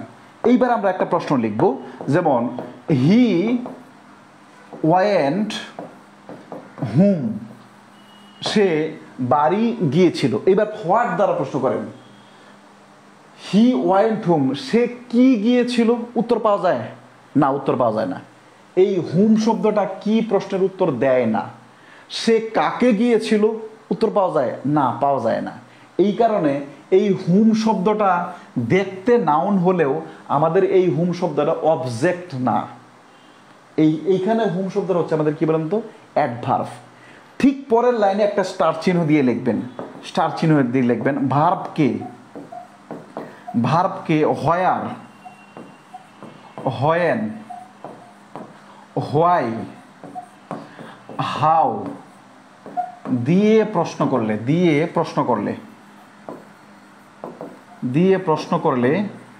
অ্যাডভার্ব পাওয়া যায়। অ্যাডভার্ব পাওয়া যায়। আর নাউন প্রনাউন অ্যাডজেক্টিভ অ্যাডভার্ব হচ্ছে কি বলেন তো আমাদের পার্টস অফ স্পিচ। আমরা এটা নাউনের অধ্যায় গেলেই বিস্তারিত আলোচনা করার চেষ্টা, আমি এত ডিপলি যাচ্ছি না। আমি ক্লাসটা শেষ করার পরে আমি 5 মিনিটের একটা সামারি বলবো। এই 5 মিনিটের সামারি দিয়ে আপনি টোটাল ক্লাসটা মনে রাখতে পারবেন। আপনাকে এই 1 ঘন্টার ক্লাস বারবার দেখতে হবে না, ওই 5 মিনিটের সামারি জাস্ট আপনি খাতায় লিখে রাখবেন। বুঝতে পারলাম? কিন্তু আপনার এই আলোচনাটা ভিতর থেকে শুরু করতে হবে, এই কারণে কারণ আপনার ফাউন্ডেশনটা অনেক দুর্বল। এবং আমাদের কোর্সটার নাম basic to advance English course, BCS, bank, primary সকল জবের জন্য। তার মানে এটা আমরা দেখলাম। এখান থেকে পরীক্ষায় কীরকম প্রশ্ন হয় তার 2-1টা প্রশ্নের নমুনা আমি এখানে আনার চেষ্টা করছি। খুব ভালো করে লক্ষ্য করেন, 2-1টা প্রশ্নের নমুনা আমি আনার চেষ্টা করছি। এইটা 6 নম্বর প্রশ্নের উত্তরটা করবেন আপনারা। দেখেন খুব মনোযোগ দিয়ে দেখেন, 6 নম্বর প্রশ্নের উত্তরটা আমরা করতে চাই। বলছে জনি ওয়েন্ট হোম, জনি বাড়ি গিয়েছিল। একটু আগে যেমনটা এক্সাম্পল দিই হি ওয়েন্ট হোম। তার মানে এখানে আমাদের প্রথম হুমটা দেখলেই বাড়ি, নাউনে হুম শব্দটা সাধারণত অ্যাডজেক্টিভ, কিন্তু আমাদের মনে রাখতে হবে কোনো ওয়ার্ড স্পেসিফিক কোনো অ্যাডজেক্টিভ না, পার্টস অফ স্পিচ না। এটা আমরা পার্টস অফ স্পিচের অধ্যায়ে আলোচনা করব। তা আমাদের এটা দেখে মনে হবে অবজেক্ট। এখানে সেন্টেন্সের শুরুতেই প্রথম অপশনটা দিছে অবজেক্ট, যা এটা হয় নাই। Adverb, adjective, noun. খুব ভালো করে লক্ষ্য করেন। এবার প্রশ্ন করেন where did Johnny go, Johnny কোথায় গিয়েছিল? জনি বাড়ি গিয়েছিল। তার মানে এখানে হুম শব্দটা কি বলেন তো অ্যাডভার্ব। এখানে হুম শব্দটা কি বলেন তো অ্যাডভার্ব। তার মানে আমরা এতটুকু শিখলাম, একটা সেন্টেন্সের 2টা পার্ট, তিনটা part, subject, verb, object. Subject সম্পর্কে শিখলাম, সাবজেক্ট হবে নাউন বা প্রনাউন, সাবজেক্টের পজিশনে বসবে, সাবজেক্টের কাজ করবে 6টা জিনিস। কয়টা বলেন? 6টা জিনিস। আর অবজেক্ট কি? অবজেক্টের বাংলা হচ্ছে কর্ম, আর সাবজেক্টের বাংলা হচ্ছে কর্তা। যেটা কর্তা সেটাই সাবজেক্ট, যেটা কর্ম সেটাই কি বলেন তো অবজেক্ট। ব্যক্তি যেটা করে, কর্তা যেটা করে, সাবজেক্ট যেটা করে, ওটাই কর্ম, ওটাই অবজেক্ট। আমরা সহজভাবে বোঝানোর চেষ্টা করলাম কি অথবা কাকে দিয়ে প্রশ্ন করলে অবজেক্ট পাওয়া যায়। ক্লিয়ার হয়ে যাওয়ার কথা। ক্লিয়ার? আচ্ছা, অবজেক্টটা যদি ক্লিয়ার হয়ে তাহলে লেখেন তো অবজেক্ট, লেখেন ওসি, ওতে মানে অবজেক্ট, সিতে ক্লিয়ার। যতটুকু বোঝাইছে অবজেক্টটা চিনতে পারছেন কিনা। তারপরে আমরা ভার্বকে হোয়ার, হোয়েন, হোয়াই, হাউ এই 4টা দিয়ে প্রশ্ন করলে অবজেক্ট পাওয়া যায় না। কি পাওয়া যায়? অ্যাডভার্ব পাওয়া যায়। ওসি অবজেক্টটা ক্লিয়ার কিনা বলেন, অবজেক্টটা ক্লিয়ার কিনা? কি এটা ছাতার মাথা এই জায়গায় দেওয়া, একটা কমেন্টস পড়া যায় না।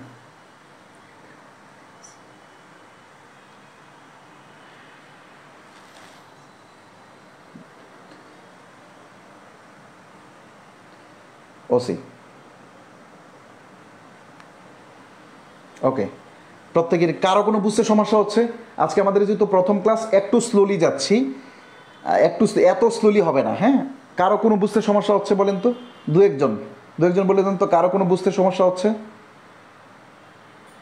কারো কি বুঝতে সমস্যা হচ্ছে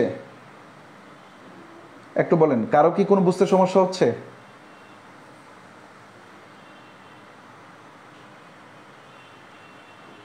না ভাই, আলহামদুলিল্লাহ। এর থেকে ধীরে কিভাবে বলা যায় বলেন? এর থেকে ধীরে বলা যাবে না। আমি খুবই স্লোলি বলছি, যেটা আমি সাধারণত বলে থাকি। না স্যার, ওকে, থ্যাংক ইউ।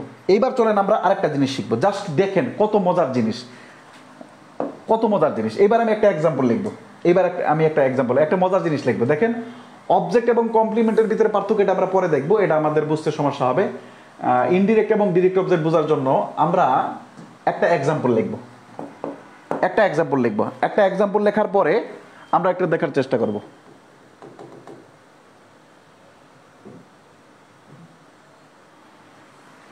আচ্ছা, এইবার আমি একটা এক্সাম্পল লিখে খুব মনোযোগ দিয়ে দেখেন, আমি লিখলাম আই স, আচ্ছা, হি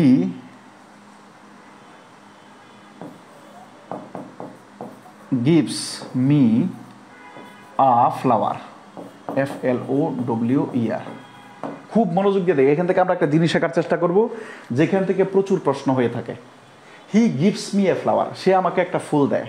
মনে করেন এমন একজন কাউকে আপনি পছন্দ করছেন, যাকে শর্তই দিয়ে দিয়েছেন যে বিয়ে করার আগে শর্তই দিয়েছেন যে তুমি যত টাকা ইনকাম করো না কেন আমার কোনো সমস্যা নাই, কিন্তু রুমে ঢোকার পূর্বে আমাকে অন্য কিছু দেওয়ার না দেওয়া একটা ফুল দিবা, ঠিক আছে? এরকম বলা। মনে করেন যে আপনি ধরে নেন আপনি 2 মিনিটের জন্য আপনি বিবাহিত, এবং ধরে নেন আপনার হাজব্যান্ড এবং ওয়াইফ দুইজনেই, মনে করেন আপনার ছেলে মেয়েরা ধরে নেন, যার যার মতো করে ধরে নেন, সমস্যা নেই।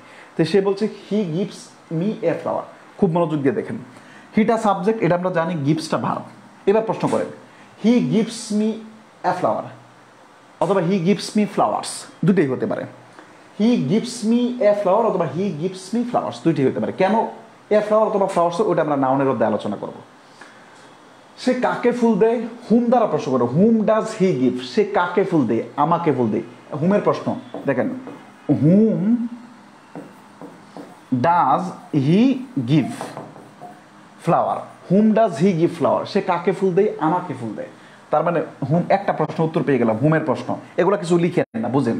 এরপরে what does he give me, সে আমাকে কি দেয়? এ ফ্লাওয়ার দেয়, ফুল দেয়। তার মানে হুমের উত্তরও পেয়ে গেলাম, হোয়াটের উত্তরও পেয়ে গেলাম। তার মানে হুমের উত্তরও পেয়ে গেলাম, হোয়াটের উত্তরও পেয়ে গেলাম। এখন ঝামেলায় পড়ে গেলাম না? তার মানে এখানে দুইটা অবজেক্ট আছে। কয়টা অবজেক্ট আছে? দুইটা অবজেক্ট আছে। এই জন্য আমরা একটু দেখার চেষ্টা করবো, এই জায়গাটায় দুইটা অবজেক্ট, একটা হচ্ছে মি হচ্ছে একটা অবজেক্ট, আর এ ফ্লাওয়ারটা হচ্ছে আরেকটা অবজেক্ট। সাধারণত অবজেক্টটাকে দুই ভাগে ভাগ করা যায়, একটা হচ্ছে ডিরেক্ট অবজেক্ট আর একটা হচ্ছে ইনডিরেক্ট অবজেক্ট। অবজেক্টটাকে কয় ভাগে ভাগ করা যায়? দুই ভাগে, একটা হচ্ছে ডিরেক্ট অবজেক্ট আর একটা কি? Indirect object. তার মানে আপনি খাতায় লিখবেন অবজেক্টটাকে দুইটা ভাগে ভাগ করা হয়, একটা ডিরেক্ট অবজেক্ট, এই এক্সাম্পলটা প্রথমে লিখবেন, এরপরে লিখবেন অবজেক্ট দুই প্রকার, একটা হচ্ছে ডিরেক্ট অবজেক্ট আর একটা হচ্ছে ইনডিরেক্ট অবজেক্ট। এইবার ডিরেক্ট অবজেক্ট কি জিনিস? ডিরেক্ট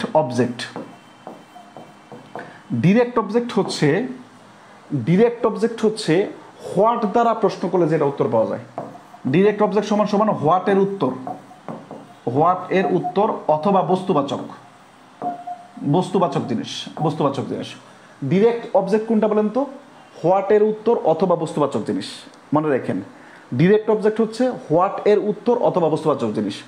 হোয়াট এর উত্তর হলে 100% ঠিক, আর বস্তুবাচক হলে আমাদের 95% ঠিক, কিন্তু আমাদের সব ঠিক না।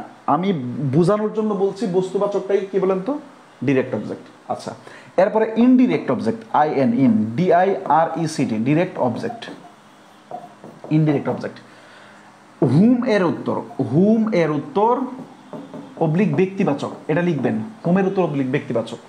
এই দুইটা লাইন লেখার পর আপনার কাছে একটা জিনিস মনে হবে যে দেখেন তো এই মিটা ব্যক্তি, এটা ব্যক্তিটা কোথায় আছে, আগে আছে, এবং ফ্লাওয়ারটা কোথায় আছে, পরে আছে। মিটা কোথায় আছে, আগে আছে, ফ্লাওয়ারটা কোথায় আছে, পরে আছে। তার মানে এখানে কি আছে বলেন তো, ইনডিরেক্ট অবজেক্ট আছে, এখানে কি ডিরেক্ট অবজেক্ট আছে। এই দুইটা অবজেক্টের মাঝখানে কি কোনো প্রিপোজিশন আছে? না, নাই। তার মানে এই দুইটা লাইন আমরা লিখবো, লিখার পরে আমরা লিখবো সেন্টেন্সে যখন একাধিক অবজেক্ট থাকবে। এখন বলছেন ভাই এগুলো কেন পড়াচ্ছেন, দেখবেন ডিরেক্ট অবজেক্ট এবং ইনডিরেক্ট অবজেক্ট কাজে লাগবে যায় কোথায় জানেন, ভয়েস চেঞ্জ করতে, যেটা আপনাদের জন্য ভাইটাল, প্রত্যেক পরীক্ষায় প্রশ্ন আসে। ডিরেক্ট এবং ইনডিরেক্ট অবজেক্ট না বুঝতে পারলে আপনি ওই জায়গায় যায় ভয়েস চেঞ্জ করতে পারবেন না, মুখস্থ করা লাগবে, যেটা আপনি এত বছর ধরে করে আসছেন। এই কারণে আমরা আগে ডিরেক্ট এবং ইনডিরেক্ট অবজেক্ট শেখানোর চেষ্টা করছি। তার ডিরেক্ট অবজেক্ট কোনটা বলেন তো, হয় হোয়াট দ্বারা প্রশ্ন করলে যার উত্তর পাওয়া যাবে, অথবা মনে রাখবেন এইভাবে, অথবা বস্তুবাচক দিয়ে প্রশ্নগুলো উত্তর যেটা পাওয়া যাবে। বোঝার চেষ্টা করলাম। আর ইনডিরেক্ট অবজেক্ট কি, ইনডিরেক্ট অবজেক্ট হচ্ছে হুম দিয়ে প্রশ্ন করলে উত্তর পাওয়া যাবে, অথবা ব্যক্তিবাচক প্রশ্নগুলো উত্তর পাওয়া যাবে। এতটুকু আমি আশা করি আপনারা লিখে ফেলছেন। লিখার পরে আপনি আর দুইটা লাইন লিখবেন, দুইটা লাইন লিখবেন কি জানেন, যে এখানে দেখেন কি বলেন তো, ব্যক্তিবাচক বা পরে হচ্ছে বস্তুবাচক। তার মানে সেন্টেন্সে যখন বসবে, বাক্যে প্রথমে indirect, INDIRECT, indirect plus direct, এভাবে বসবে, বাক্যে প্রথমে কি বসবে, ইনডিরেক্ট অবজেক্ট বসবে এবং প্রথমে ডিরেক্ট অবজেক্ট বসবে, এভাবে বসবে। এদের মাঝে কোনো প্রেপোজিশন বসবে না,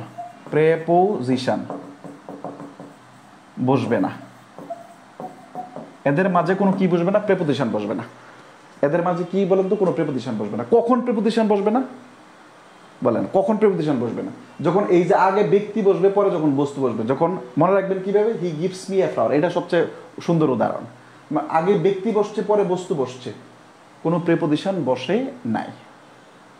কিন্তু যদি কোনো বাক্যে আপনি দেখেন, আচ্ছা এটা আমরা শেষ করে নিই, যদি কোনো মানে কি থাকে বলতো, যদি আগে ব্যক্তি থাকে পরে বস্তু থাকে, তখন মাঝখানে কোনো প্রেপোজিশন বসবে না।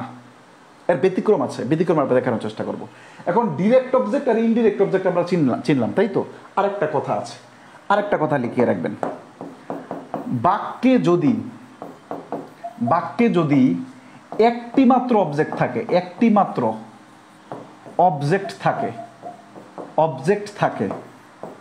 বাক্যে যদি একটি মাত্র অবজেক্ট থাকে, তবে তা ব্যক্তি বা বস্তু যাই হোক না কেন,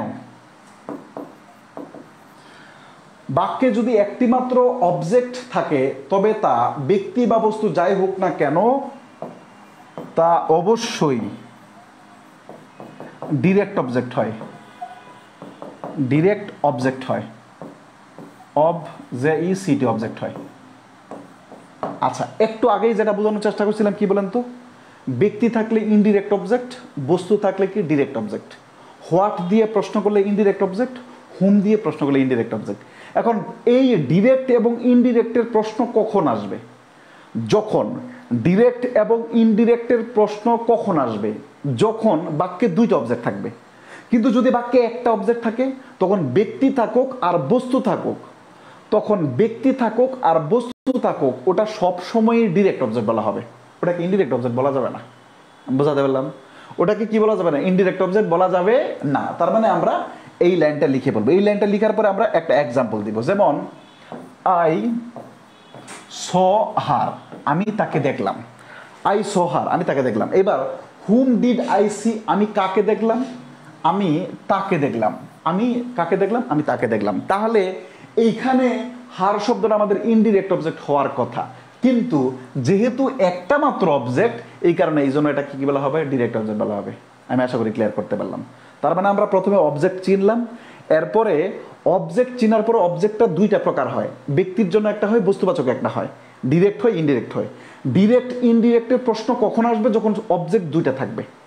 অবজেক্ট যখন দুটো থাকবে, আমি কি বোঝাতে পারলাম? অবজেক্ট যখন কি থাকবে? দুইটা থাকবে। দুইটা থাকলে সেটা ব্যক্তি হোক আর বস্তু হোক, এটা অবশ্যই কি আসবে? ডিরেক্ট অবজেক্ট হবে। আর এটা কি শিখলাম? যদি অবজেক্ট দুইটা থাকে, প্রথমে সেন্টেন্সে কে বসবে? ভার্বের পরেই কে বসবে? ইনডিরেক্ট অবজেক্ট বসবে। এবং এরপরে কে বসবে? ডিরেক্ট অবজেক্ট বসবে। এবং এদের মাঝখানে কি বসবে না? কোনো প্রেপোজিশন বসবে না। এদের মাঝখানে কি? কোনো প্রেপোজিশন বসবে না। হ্যাঁ, ওকে। তবে ব্যতিক্রম আছে, ব্যতিক্রম আছে, লিখবেন। তবে প্রেজেন্ট, PRESENT, প্রেজেন্ট, প্রেজেন্ট শব্দ হচ্ছে উপহার দেওয়া, উপহার দেওয়া যদি ভার্ব হিসেবে। প্রেজেন্ট। প্রোভাইড, প্রোভাইড মানে হচ্ছে কোনো কিছু সরবরাহ করা, অথবা সাপ্লাই, SUPPLY, সাপ্লাই। কি বলেন তো? সরবরাহ করা, সরবরাহ করা মানে কাউকে কোনো কিছু সরবরাহ করা। আচ্ছা, এরপরে invest, BEST, invest. Trust, TRUST, trust, অথবা এনট্রাস্ট, NTRUST, এনট্রাস্ট। এই সবগুলার অর্থ হয়, লেখেন, দেখা যাচ্ছে কিনা? ক্লিয়ার কিনা একটু বলেন তো?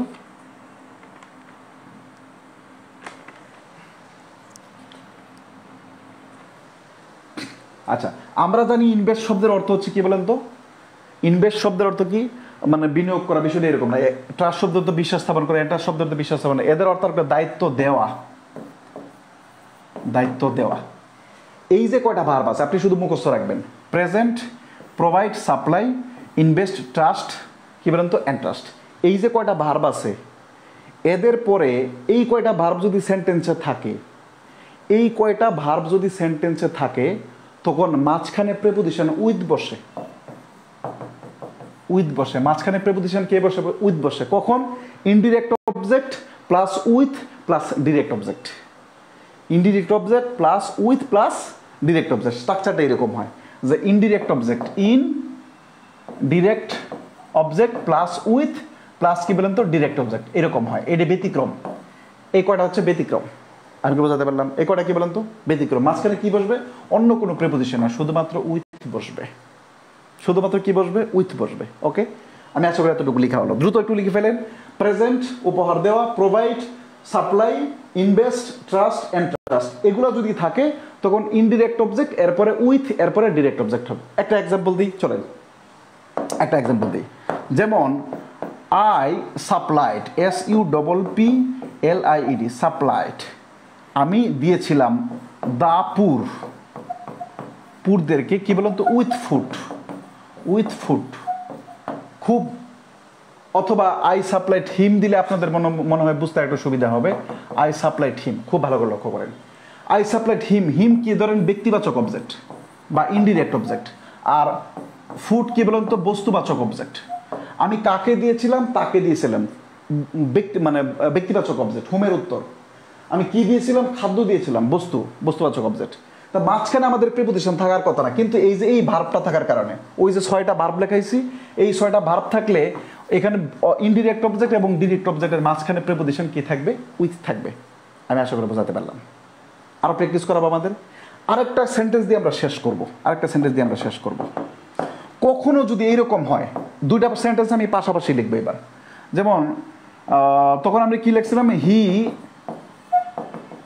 Gives me a flower, FLOWER, a flower, এটা লিখছিলাম, তাই তো? এইবার সেন্টেন্সটা কি চেঞ্জ করে জাস্ট একটু দেখবেন। He gives a flower to me. একটু জাস্ট একটু দেখেন। এই পাশাপাশি দুইটা সেন্টেন্স আপনি লিখবেন, পাশাপাশি দুইটা সেন্টেন্স আপনি লিখবেন। পাশাপাশি দুইটা সেন্টেন্স লেখার পরে যেটা হবে, একটু খুব মনোযোগ দিয়ে দেখেন, খুব মজা পাবেন। যেটা আপনি এতদিন কোনোদিন কল্পনা, সেন্টেন্স এক সেন্টেন্স এক রকম কেন? দেখবেন ভয়েস চেঞ্জ করতে গেলে এটা লাগবে। কারেকশনের প্রচুর প্রশ্ন হয় এটা থেকে, এবং প্রাইমারি পরীক্ষায়, ভার্সিটি অ্যাডমিশন পরীক্ষায়, BCS পরীক্ষায়, ব্যাংকের পরীক্ষায় প্রচুর প্রশ্ন হয়। ছেলেমেয়েরা এই প্রশ্ন কোথায় থেকে আসছে, টপিক খুঁজে পায় না। এই জন্য আমাদের কোর্সের নাম বেসিক টু অ্যাডভান্স কোর্স। খুব ভালো করে লক্ষ্য করেন, এখানে ব্যক্তিবাচক, এখানে বস্তুবাচক, কিন্তু এবার পরিবর্তন হয়ে গেছে, দেখেন তো। এই যে আগে বস্তুবাচক চলে আসছে, বস্তুবাচক আগে চলে আসছে, পরে কি বলেন তো হুমের উত্তর চলে গেছে, এই জন্য মাঝখানে টু কখনো কোনো অর্থের কারণে ফর আসতে পারে। তার মানে আমরা এই দুইটা সেন্টেন্স এইভাবে লিখবো, নিচে একটা নোট লিখে দেব। কি নোট লিখে দেবো ভাইয়া বলেন তো? যে বস্তুবাচক অবজেক্ট যদি আগে চলে আসে, ব্যক্তিবাচক অবজেক্ট যদি পরে চলে যায়, তখন মাঝখানে অর্থ অনুসারে টু অথবা ফর ব্যবহার করা হয়। তখন মাঝখানে কি ব্যবহার করা হয়? টু অথবা ফর ব্যবহার করা হয়। এতটুকু লিখা হলে বুঝতে পারলেন, বোঝার দরকার নাই, আমি প্রশ্ন করে বোঝাবো। আপাতত বলেন এতটুকু বুঝতে লিখা শেষ হলে আমরা ডান লিখবো, DON, ডান, যে আমরা লিখা হয়েছে। তারপরে প্রশ্ন, এই নিয়মের যখন প্রশ্ন সলভ করাবো তখন আপনি ডিরেক্টলি বুঝে যাবেন ইনশাআল্লাহ। আমরা শুধু এতটুকু লিখবো যে আমরা বুঝতে পারলাম কিনা।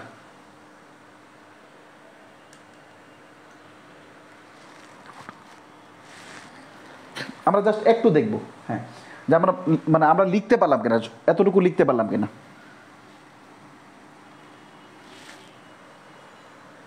সবাই একটু ডান লিখে দেই।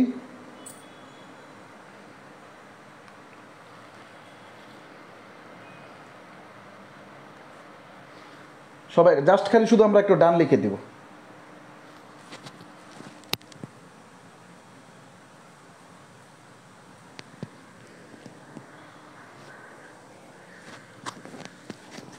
হ্যাঁ, লিখতে পারলে জাস্ট ডান, বোঝার দরকার নেই, বোঝার দরকার নেই। আমি প্রশ্ন যখন সলভ করবো তখন আপনি বুঝতে পারবেন।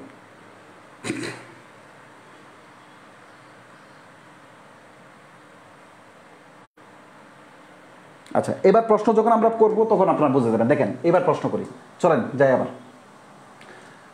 চলেন আমরা যাই, দেখার চেষ্টা করি।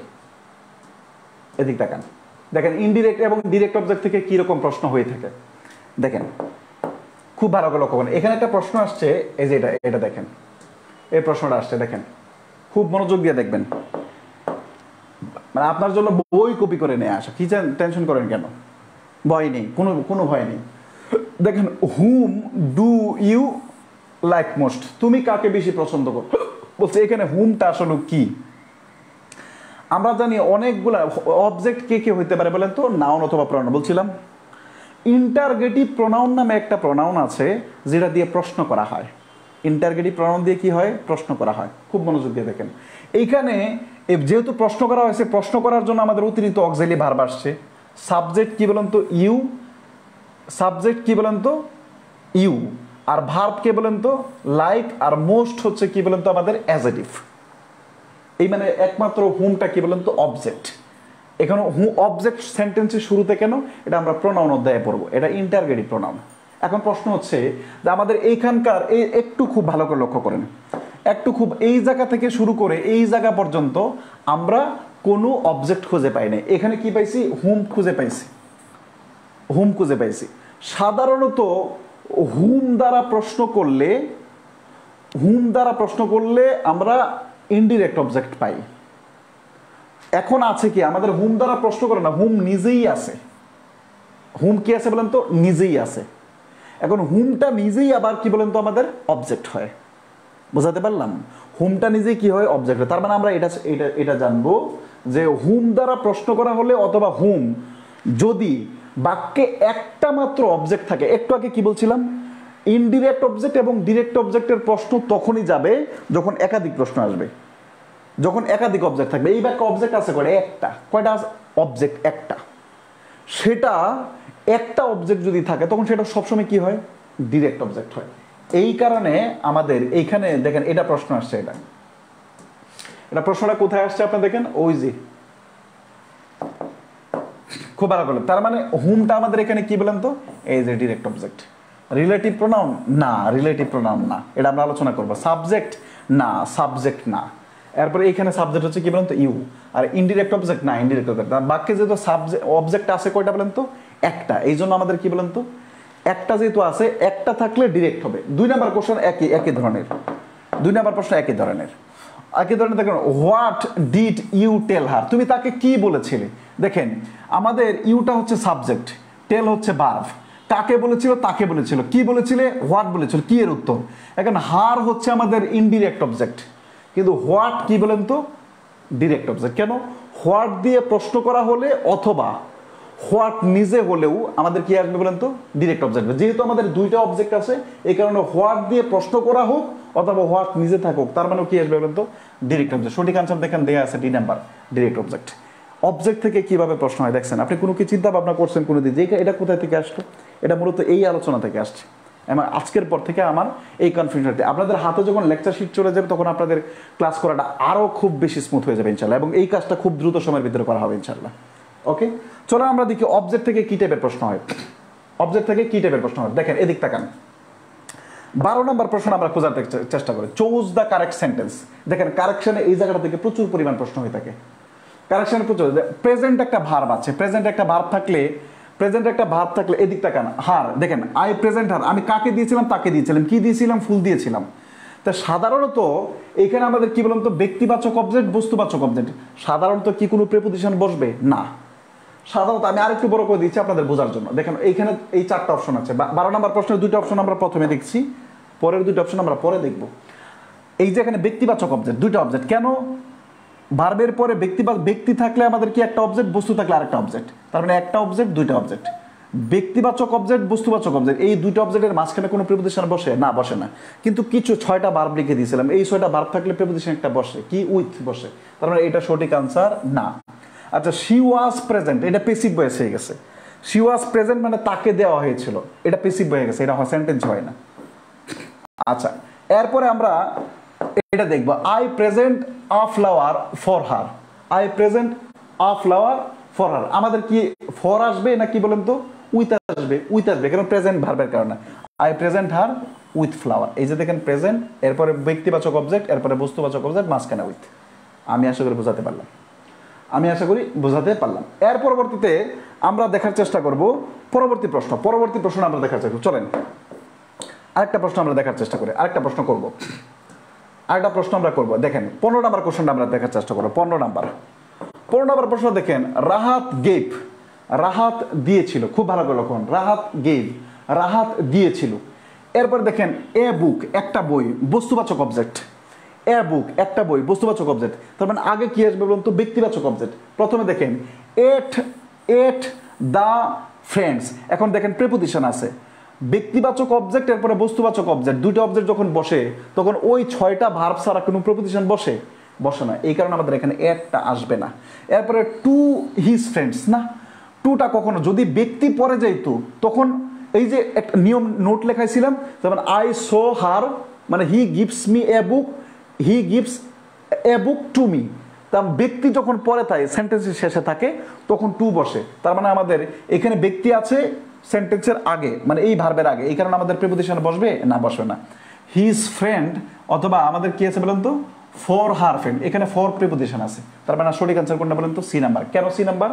ওই যে আমরা বলছিলাম হি গিভস মি এ ফ্লাওয়ার, ঠিক এমন ভাবে বলেন, রাহাত গেভ, রাহাত দিয়েছিল, হিজ ফ্রেন্ড, তার বন্ধুকে, এ বুক, একটা বই। ওই স্ট্রাকচারটা থেকেই আমাদের এই প্রশ্ন আসছে। দেখেন এই জায়গায় কোথায় এতে আসছে, ডেউনিতে আসছে। বুঝাতে পারলাম? এইবার চলেন আমরা আরেকটা কোশ্চেন দেখার চেষ্টা করব। 13 নম্বর এবং 14 নম্বর কোশ্চেন দুটো একই রকম, একটু ঝামেলা হবে। দেখেন,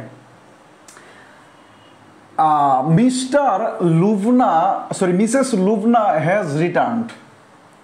মিসেস লুভনা রিটার্ন নিয়েছে, কি নিয়েছে বলেন তো? রিটার্ন দিয়েছে, কি দিয়েছে? দ্য ওয়ালেট, বস্তুবাচক। এরপর ড্যাশ ইটস অরিজিনাল ওনার, ঠিক অরিজিনাল মালিকের কাছে। তা আগে বস্তু চলে আসছে, পরে ব্যক্তি চলে গেছে, মাঝখানে কি আসে বলেন তো? ব্যক্তি পরে চলে গেছে, মাঝখানে কি টু অথবা ফর আসে। আর কাছে অর্থ টু, আর জন্য অর্থে ফর, এই কারণে আমাদের টু ব্যবহার হয়েছে। এই কারণে আমাদের কি বলেন তো, সঠিক আনসার এ। এরপরে প্রথমেই টু চলে আসছে, প্রথমে টু বসে না, মাঝখানে বসে। এরপরে the wallet to its original owner, নাউনের আগে অ্যাজেডিভ বসে, অ্যাজেডিভ এর সাথে অ্যালয় যুক্ত থাকে না, অ্যাজেডিভের সাথে অ্যালয় যুক্ত থাকে না, অ্যাডভার্বের সাথে অ্যালয় যুক্ত থাকে। নাউনের পূর্বে অ্যাজেডিভ বসে, অ্যাজেডিভ হচ্ছে অরিজিনাল হচ্ছে অ্যাডভার্ব, এই কারণে সি নাম্বার হয় নাই। D number, a wallet backed to its original, এত অনুসারে আমরা 22 নাম্বার অথবা 23 নাম্বার লেকচার শিটে একটা রিটার্নডেন্সি নামে একটা অধ্যায় পড়বো, তখন ওইখানে আমরা শেখাবো রিটার্ন শব্দের অর্থ হচ্ছে কোনো কিছু ফেরত দেওয়া অথবা ফেরত নেওয়া। যেই বাক্যে রিটার্ন শব্দ ব্যবহার করা যায় ওই বাক্যে ব্যাক শব্দ ব্যবহার করা যায় না। দ্যাট ইজ ওয়াই টি নাম্বার বল। সঠিক আনসার কোনটা বলেন তো? সঠিক আনসার কি বলেন তো? এ নাম্বার। এর পরবর্তীতে আমরা আরেকটা কোশ্চেন দেখার চেষ্টা করব। 14 নাম্বার প্রশ্ন। দ্য প্রফেসর গেভ, প্রফেসর দিয়েছিল অথবা হি গেভ, সি গেভ, এরকম ভাবে প্রশ্নটা এসেছিল। দেখেন অনেকবার আসছে, দেখেন ইউনিভার্সিটি কোশ্চেনগুলোতে প্রচুরবার, ঢাকা ইউনিভার্সিটিতে প্রশ্ন আসছে অনেকবার। কি আছে বলেন তো? আচ্ছা, two the class A tough assignment. খুব ভালো করে লক্ষ্য করেন, টু দ্য ক্লাস কাকে দিয়েছিল? ক্লাসকে দিয়েছিল। এখানে আপনি ওই ব্যক্তি আর বস্তু পাবেন না, এখানে আপনি হোয়াট অথবা হুম দ্বারা প্রশ্ন করেছিল। দ্য প্রফেসর গিভ দিয়েছিল, কি দিয়েছিল? টাফ অ্যাসাইনমেন্ট দিয়েছিল। টাফ অ্যাসাইনমেন্টটা হচ্ছে কি বলতো? হোয়াটের উত্তর। আর কাকে দিয়েছিল? ক্লাসকে দিয়েছিল। মানে সম্পূর্ণ একটা ক্লাসকে দিয়েছে, ক্লাসকে মেনশন করছে যে নবম শ্রেণীর ছাত্ররা তোমরা এই পত্রটা লিখো। তাই ক্লাসটা হচ্ছে আমাদের এখানে হুমের উত্তর। তাই সাধারণত আমাদের দ্য ক্লাস যদি হয় এই মাঝখানে মানে বাইরে প্রিপোজিশন বসে না, তার মানে এ নাম্বারটা এমনিতেই কাটা। আচ্ছা, কি দিয়েছিল? এ tough assignment, A tough assignment for the class. দেখা যাক এটা হয় কিনা। এখন ফর কাকে দিয়েছিল? কাকে অর্থে, জাতি অর্থে, কাছে অর্থে টু হয় সাধারণত, ফর হয় না। আর তার মানে এখানে ফর হয় না। আচ্ছা, এরপরে হি গেভ, সে দিয়েছিল দ্য ক্লাস, ক্লাসকে এ টাফ অ্যাসাইনমেন্ট। খুব ভালো করে করেন।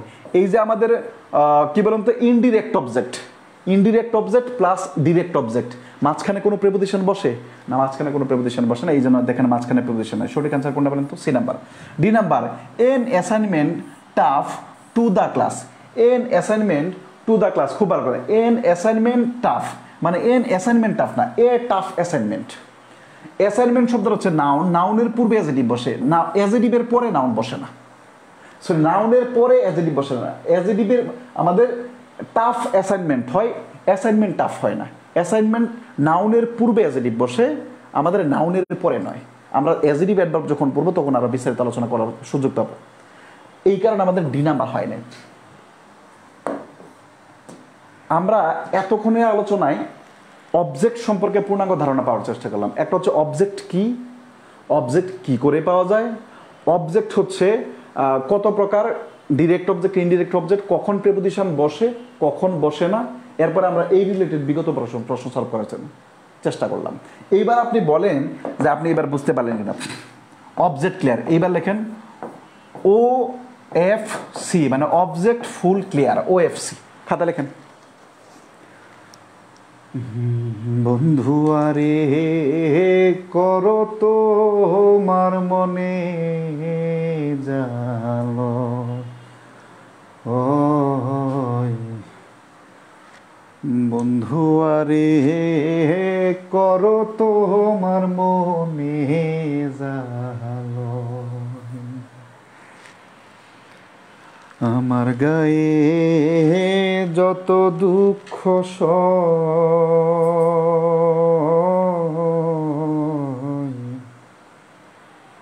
বন্ধু আরে করো তোমার মনে জালো। প্রত্যেকে কমেন্ট করেন দ্রুত, দ্রুত বলতে হবে যে আমরা সম্পূর্ণ বুঝতে পারছি কিনা।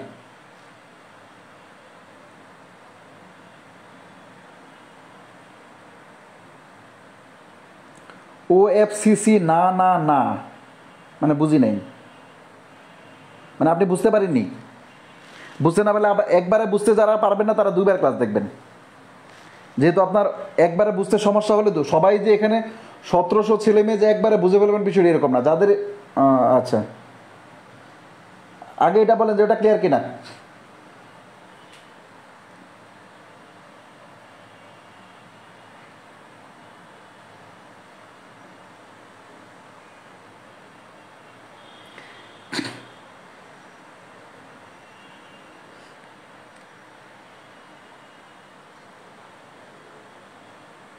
দশ নং কোশ্চেন আবার বলেন। ওকে চলেন।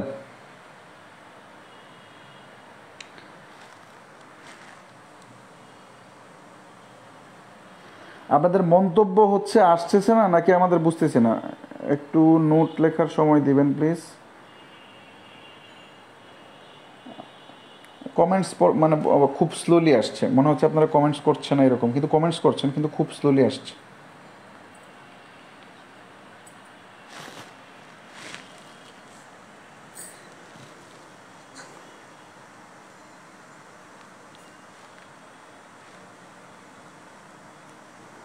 আচ্ছা, নেট প্রবলেম, যাদের নেট প্রবলেম থাকবে, আচ্ছা যাদের নেট প্রবলেম থাকবে, যাদের নেট প্রবলেম থাকবে তারা ক্লাস থেকে বের হয়ে যাবেন। না আজকে আর পড়াবো না, আজকে আর পড়াবো না, আজকে আর পড়াবো না, আমরা ক্লাসটা সামারি টানবো। 10 নম্বর কোশ্চেনে কি ছিল চলেন, 10 নম্বর একজন বলছেন, 10 নম্বর কোশ্চেন কোথায়? 10 নম্বর কোশ্চেন, আচ্ছা 10 নম্বর কোশ্চেন সম্পর্কে জানতে হলে আরো বিস্তারিত জানতে হবে। এখানে মোস্ট হচ্ছে অ্যাজেডিভ, লাইক হচ্ছে ভার্ব, ইউ হচ্ছে সাবজেক্ট, একমাত্র অবজেক্ট হচ্ছে হুম। বাক্যে একটা মাত্র অবজেক্ট থাকলে সেটা ডিরেক্ট অবজেক্ট হয়, এই জন্য আমাদের সঠিক আনসার কি বলেন তো? Direct object. একজন বলছেন 14 নম্বর প্রশ্নটা আবার একটু বলতে, 14 নম্বর প্রশ্নটা আবার একটু বলতে। 14 নম্বর প্রশ্ন হচ্ছে কিছুই না, এই যে হে গিভ এ দা ক্লাস, আমাদের কি বলেন তো? Indirect object. এ tough assignment direct object. Indirect object এবং ডিরেক্ট অবজেক্টের মাঝখানে কোনো প্রেপোজিশন বসে না, আর প্রত্যেকটা জায়গায় একটা করে প্রেপোজিশন আছে, জাস্ট এতটুকু মনে রাখেন। ডি নাম্বার কেন বলে হয়েছে শোনেন, কারো যদি মনে হয় যে আমি একবার একটু বুঝতে পারিনি, কারো যদি মনে হয় যে আমি বুঝতে পারছি না, তখন ক্লাসটা আপনি আবার দেখে দিন। এই কারণে ক্লাস তো সারা জীবনের জন্য রেখে দেওয়া হয়েছে, এই কারণেই ক্লাসটা সারা জীবনের জন্য রেখে দেওয়া হয়েছে, বুঝতে পারলেন? সারা জীবন থাকবে। তার মানে আমরা এবার ক্লাসটা এবার সব থেকে মনোযোগ দিবেন, এইবার আমরা একদম সামারি করব। প্রথম আমরা ক্লাসে আসলাম, অনেকগুলা কথা বললাম, প্রত্যেকটা কথাই বাংলা ভাষায় বললাম। যেহেতু আমাদের ইংরেজি বেসিক টু অ্যাডভান্স কোর্স, এই জন্য আমরা একদম বেসিক থেকে আলোচনার চেষ্টা করলাম। প্রত্যেকটা ভাষার মতোই আমাদের ইংরেজি ভাষাটাও আমাদের গঠন হওয়ার জন্য দুইটা এলিমেন্ট দরকার। একটা হচ্ছে আমাদের কিছু এলিমেন্ট দরকার, এই এলিমেন্টগুলো হচ্ছে কি বলা হয় লেটার। লেটার মানে কি বলুন তো? বর্ণ। লেটারকে দুইটা ভাগে ভাগ করা হয়েছে, একটা হচ্ছে কনসোনেন্ট, একটা ভাওয়েল। 26টা টোটাল লেটার, এর ভিতরে 5টা ভাওয়েল, একটা সেমি ভাওয়েল এবং 21টা হচ্ছে কনসোনেন্ট। কয়েকটা লেটার মিলে যখন অর্থ দেই তখন সেটাকে কি বলা হয়? ওয়ার্ড। একটা ওয়ার্ডের যতটুকু একবারে উচ্চারণ করা যায় এটাকে বলা হয় সিলেবল। যেমন আমরা পেন দিলাম, আমরা বলেছি এখানে কয়টা অক্ষর, মানে অক্ষর আছে। যেটাকে বাংলায় অক্ষর বলা হয় ওইটাকেই ইংলিশে সিলাবল বলা হয়। যেটাকে লেটার বলা হয় ওটাকে বর্ণ বলা হয়, যেটাকে ওয়ার্ড বলা হয় ওটাকে শব্দ বলা হয়। কয়েকটা ওয়ার্ড মিলে যখন একটা অর্থবোধক শব্দ দেয়, অর্থ প্রকাশ করে, তখন ওটাকে সেন্টেন্স বলা হয়। আমরা দেখার চেষ্টা করলাম যে একটা ওয়ার্ড যখন সেন্টেন্সে বসে, একটা লেটার যেমন এ বি সি যেটাই হতে পারে, যে কোনো একটা লেটার যখন সেন্টেন্সে বসে অর্থ প্রকাশ করে, তখন ওটার নাম আর লেটার থাকে না, তখন ওটার নাম ওয়ার্ড হয়ে যায়। এখান থেকে আমরা এটা শেখার চেষ্টা করলাম যে একটা লেটারও একটা ওয়ার্ড হতে পারে, বুঝাতে পারলাম? আচ্ছা, এরপরে আমরা বললাম যে একটা সেন্টেন্স গঠন করার জন্য সাবজেক্ট ভার্ব অবজেক্ট এই তিনটা এলিমেন্ট লাগে। সাবজেক্ট ভার্ব অবজেক্ট এই তিনটা এলিমেন্ট লাগে আমাদের একটা সেন্টেন্স গঠন করার জন্য। এই যে আমাদের লেটার থেকে শুরু করার জন্য সাবজেক্ট ভার্ব অবজেক্ট, এই যে বাক্য গঠনের প্রক্রিয়াটা, এই প্রক্রিয়াটাকে বলা হয় সিনট্যাক্স বলা হয় বা গঠন তত্ত্ব বলা হয়। এবং আমরা কতগুলো প্রশ্ন সলভ করা, মনে হয় 6টা বা 7টা, যে সিনট্যাক্স মানে হচ্ছে কি এটা আমরা প্রশ্ন সলভ করার চেষ্টা করলাম। এর পরবর্তীতে আমরা 3টা অংশ পাইলাম, সাবজেক্ট ভার্ব অবজেক্ট। সাবজেক্ট সম্পর্কে আমরা বললাম নাউন বা প্রনাউন হতে পারে, আর টোটাল অংশটা সাবজেক্ট পজিশনে বসতে পারে 6টা জিনিস। এই 6টা জিনিস আমি খাতায় লিখে দিছি, 6টা জিনিস খাতায় লিখে দিছি। আপাতত বিস্তারিত ওগুলো নিয়ে জানার দরকার নেই।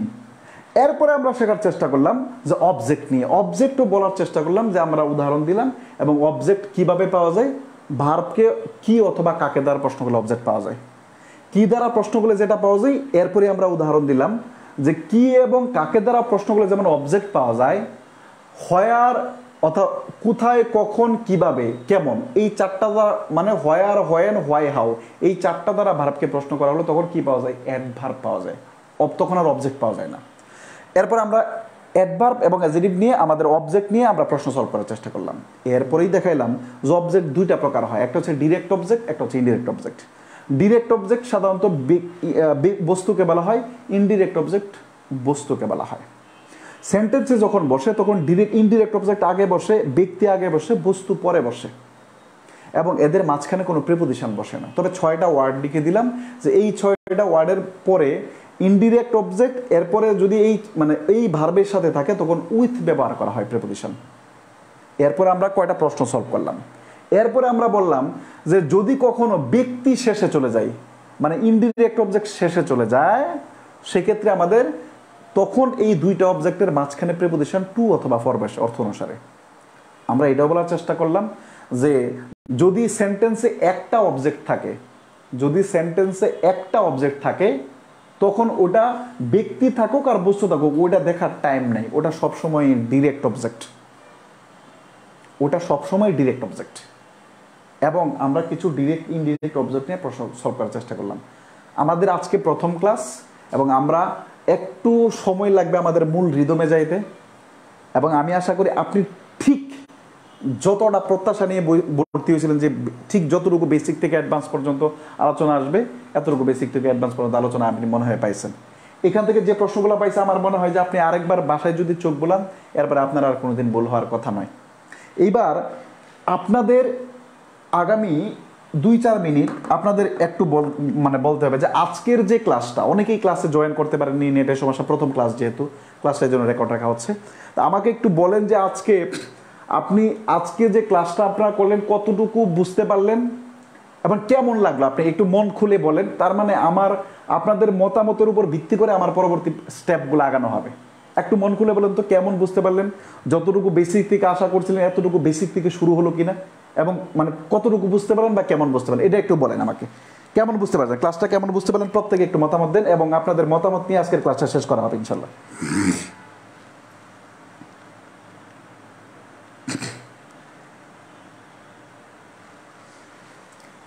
প্রত্যেকেই একদম সবাই মানে যতজন আছেন এখানে, মানে ক্লাস মনে এখন দেখছেন কতজন, প্রায় 800-900 জন এখনো দেখছেন। একদম যদি সবাই ক্লাস দেখে রাখেন, একদম একবার আল্লাহকে স্মরণ করে আপনারা লিখবেন যে আলহামদুলিল্লাহ মানে আলহামদুলিল্লাহ লিখার পরে আপনারা অভিব্যক্তি প্রকাশ করেন। অ্যাটলিস্ট আমরা আল্লাহর নাম স্মরণ করতে চাই আজকের এই দিনে। আমরা একটু বলতে চাই। ওকে,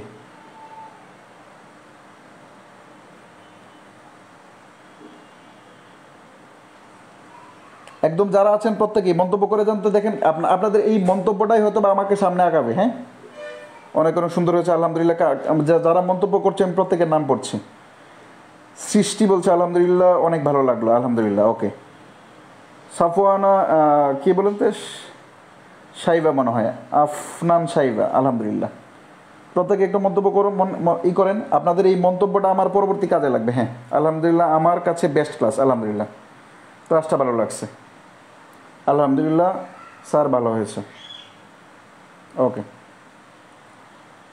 এই কোর্স শুরু করার আগে থেকে আপনার পড়ানো ভালো লাগতো, এখন অ্যাডমিট হয়ে, আলহামদুলিল্লাহ। রবিন পিডিএফ কি ওয়াটারমার্ক কমান প্লিজ, ভিজুয়াল সমস্যা হয়, এটা কমানো যাবে না, এটা কমানো হলে প্রচুর চুরি হয়।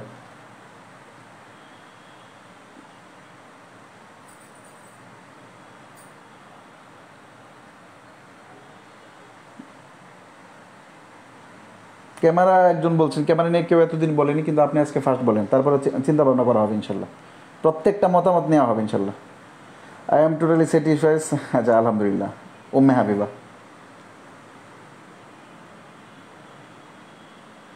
একজন বলছেন আমার নাম বলেন, আপনার নাম তো কোথায়, লাস্ট নোটটা লিখতে পারিনি, 2 এটা ক্লাস করা হবে ইনশাল্লাহ, কিন্তু নোট করার একটু সময় দিলে আরও বুঝতে ভালো হতো। নোট করার জন্য আপনি অবশ্যই ক্লাসটা 2বার দেখবেন, এবং সময় তো দেওয়া হয়, তারপরে চেষ্টা আপনার এই মতামত এই থাকবে। এরকম বেসিক আলোচনা কোথাও পাইনি। আলহামদুলিল্লাহ, এই প্রথমে এত ভালো লাগলো, আলহামদুলিল্লাহ।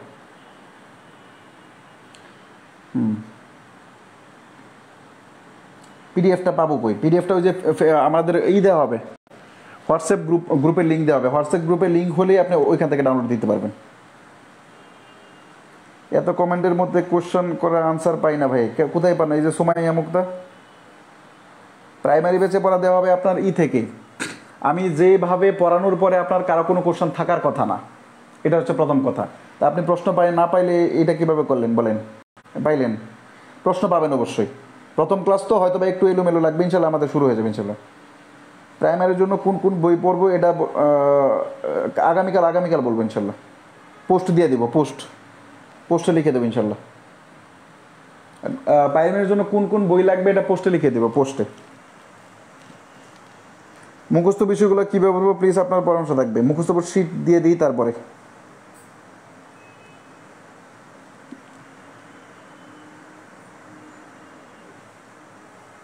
আচ্ছা, গ্রুপে ঢুকতে না পারলে আপনি ক্লাস করছেন কিভাবে? গ্রুপে যদি আপনি ঢুকতে না পারলেন তাহলে আপনি ক্লাস করতেছেন কি করে? আপনি এই যে ক্লাস করতেছেন, কমেন্ট করতেছেন, আবার বলতেছেন গ্রুপে ঢুকতে পারছেন না।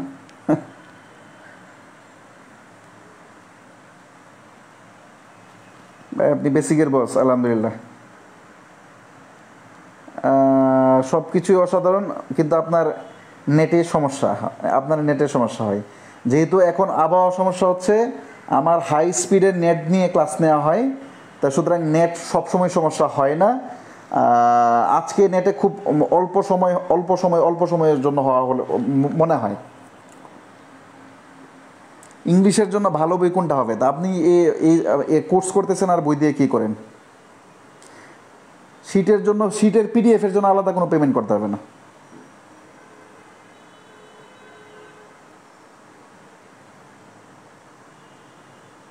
আস্তে আস্তে ঠিক হয়ে যাবে ইনশাল্লাহ। আজকের মতো শেষ করলাম ইনশাল্লাহ। আবার রমজানে যেহেতু আমাদের বাকি, শুনেন, ইনবক্সের থেকে আপনি গ্রুপে নজর রাখবেন। এটা আপনার একটা, আপনার ব্যক্তিগত একটা সম্পত্তি। আপনার গ্রুপটা আপনার ব্যক্তিগত একটা সম্পত্তি। এই গ্রুপে কি কি হয় আপনি মানে এই গ্রুপে ব্যক্তিগতভাবে নজর রাখবেন। ক্লিয়ার? এবং আশা করি আপনি লেগে থাকলে ইনশাল্লাহ আপনাদের যে সমস্যাগুলোর কথা বলছেন এটা নিয়ে কথা বললেন। আমি প্রত্যেকটা সমস্যা যে যতটুকু বলছেন এতটুকু এটাকে কাভার আপ করার চেষ্টা করা হবে ইনশাল্লাহ। ঠিক আছে? আজকে অনেকেই ক্লাস করতে পারছেন, এই জন্য হয়তো বা আমাদের একটু একই কথা বারবার বলতে হয়েছে। প্রথম জীবনে ক্লাস করছেন এমন অনেকেই আছেন। এর পরবর্তীতে হচ্ছে আমাদের সামনের দিনগুলোতে আরও 2-1 দিন গেলে হয়তো বা আমরা আরও ইনশাল্লাহ আরও যত দিন যাবে তত আমাদের বিষয়গুলো স্মুথ হবে ইনশাল্লাহ। ঠিক আছে? আজকের মতো এই পর্যন্তই। আর প্রাইমারি পড়া দেওয়া হবে একদম পয়লা রমজান থেকে। পয়লা রমজান থেকে পড়া দেওয়া হবে ইনশাল্লাহ। Be ready. আগে একটু মানসিকভাবে প্রস্তুতি নেন, এবং ইংরেজি বাংলা সবগুলো পড়াই প্রাইমারি বেঁচে দেওয়া হবে। ঠিক আছে? কোনো সমস্যা নেই। আর প্রাইমারি ইংরেজি অংশটা এখানে কভার করা হবে, আর অন্যান্য অংশ যে পড়া দেওয়া, পরীক্ষা দেওয়া, এটা আমাদের পয়লা রমজান থেকে শুরু করা হবে ইনশাল্লাহ। ঠিক আছে? আজকের মতো এই পর্যন্তই। আবার দেখা হচ্ছে পরবর্তী ক্লাসে। রমজান মাসের ক্লাসটা কোনোভাবেই দিনে দেওয়া পসিবল না, এটা হচ্ছে প্রথম কথা। 2 নাম্বার কথা, আজকে আমাদের বেচে স্টুডেন্ট আছে 1700, অলরেডি আমি দেখলাম যে 1700 হয়ে গেছে। তা লাইভ ক্লাস করছেন কতজন? 800, 900 বা 1000? বাকিরা কী করবে? রেকর্ড করবে। রমজান মাসে আমাদের ক্লাস রাত 10টায় দিতে হবে, রাত 10টায় 1 ঘন্টা। যারা করতে পারবেন না তারা রমজান মাসটা রেকর্ড ক্লাস করবেন। আপনি দেখেন আজকের এই ক্লাসটা রেকর্ড ক্লাস এবং লাইভ ক্লাসের ভিতরে কোনো পার্থক্য নেই। আমি একই কথা এতবার রিপিট করি, অনেকের বিরক্তও লাগে যে একই কথা এতবার বললেন কেন। আমি জানি এখানে সব ধরনের 1700 স্টুডেন্টের ভিতরে এমন অনেকেই আছে যাদেরকে এখনও যদি আপনাকে বলি যে আপনি মোটামুটি একটা সেন্টেন্স লিখেন অথবা একটা বাক্য লিখেন, অনেকে লিখতে পারবেন না। আবার এইরকম এখানে অনেকেই আছেন যারা হয়তো আমার থেকে ভালো ইংরেজি পারতেও পারেন। আমি কি বোঝাতে পারলাম? আমার চিন্তা ঠিক ওই জায়গা থেকে, যে একটা সেন্টেন্স লিখতে পারে না, যে সাবজেক্টে চিনে না, ভার্ব চিনে না, ওয়ার্ড চিনে না, কিচ্ছু চিনে না, ওকেও নিয়েও যেমন আমি আগাচ্ছি, এবং ঠিক যে ভালো পারে, অ্যাডভান্স পারে, তাকে নিয়েও আগাচ্ছি। সবাইকে নিয়ে যেহেতু চলতে হবে, সবাই আমাদের পরিবারের সদস্য, এবং সবার সুবিধা অসুবিধা আমাদের মাথায় রাখতে হবে। আমি বোঝাতে পারলাম? ইফতারের পরে সবচেয়ে টায়ার্ড লাগে ছেলেরা, যারা নামাজ পড়বেন, যারা ক্লাস করতে পারবেন না। রমজান মাসের টাইমটা ফিক্সড, দিনে কখনোই পসিবল না। ইফতারের পরে সবাই টায়ার্ড থাকবে, এই সময় হয় না। চেহিরির পরে এটা পড়ার সময়, এটা ক্লাস নেওয়ার সময় না, বা ক্লাস করার সময় না। আর 10টা বাজে যারা জেগে থাকবেন, মেয়েদের তারাবি পড়া শেষ হয়ে যাবে, বাচ্চা কাচ্চা ঘুম শেষ হয়ে যাবে, তারা ওই সময়টা পাবেন। ছেলেদের ম্যাক্সিমাম সেহরির সময় হচ্ছে সারা রাত জাগে, এরপর হচ্ছে সেই রেখে ঘুমায়। আমাদের ইউনিভার্সিটির কথা বলছি, বা আমরা ঢাকা শহরের কথা বলছি, তো অধিকাংশ এলাকায় এটাই হয়। যারা পড়াশোনা করে তারা এটাই করে। আমাকে বোঝাতে পারলাম? আজকের মতো এই পর্যন্তই। আল্লাহ হাফেজ। আসসালামু আলাইকুম ওয়া রাহমাতুল্লাহ ওয়া বারাকাতুহু।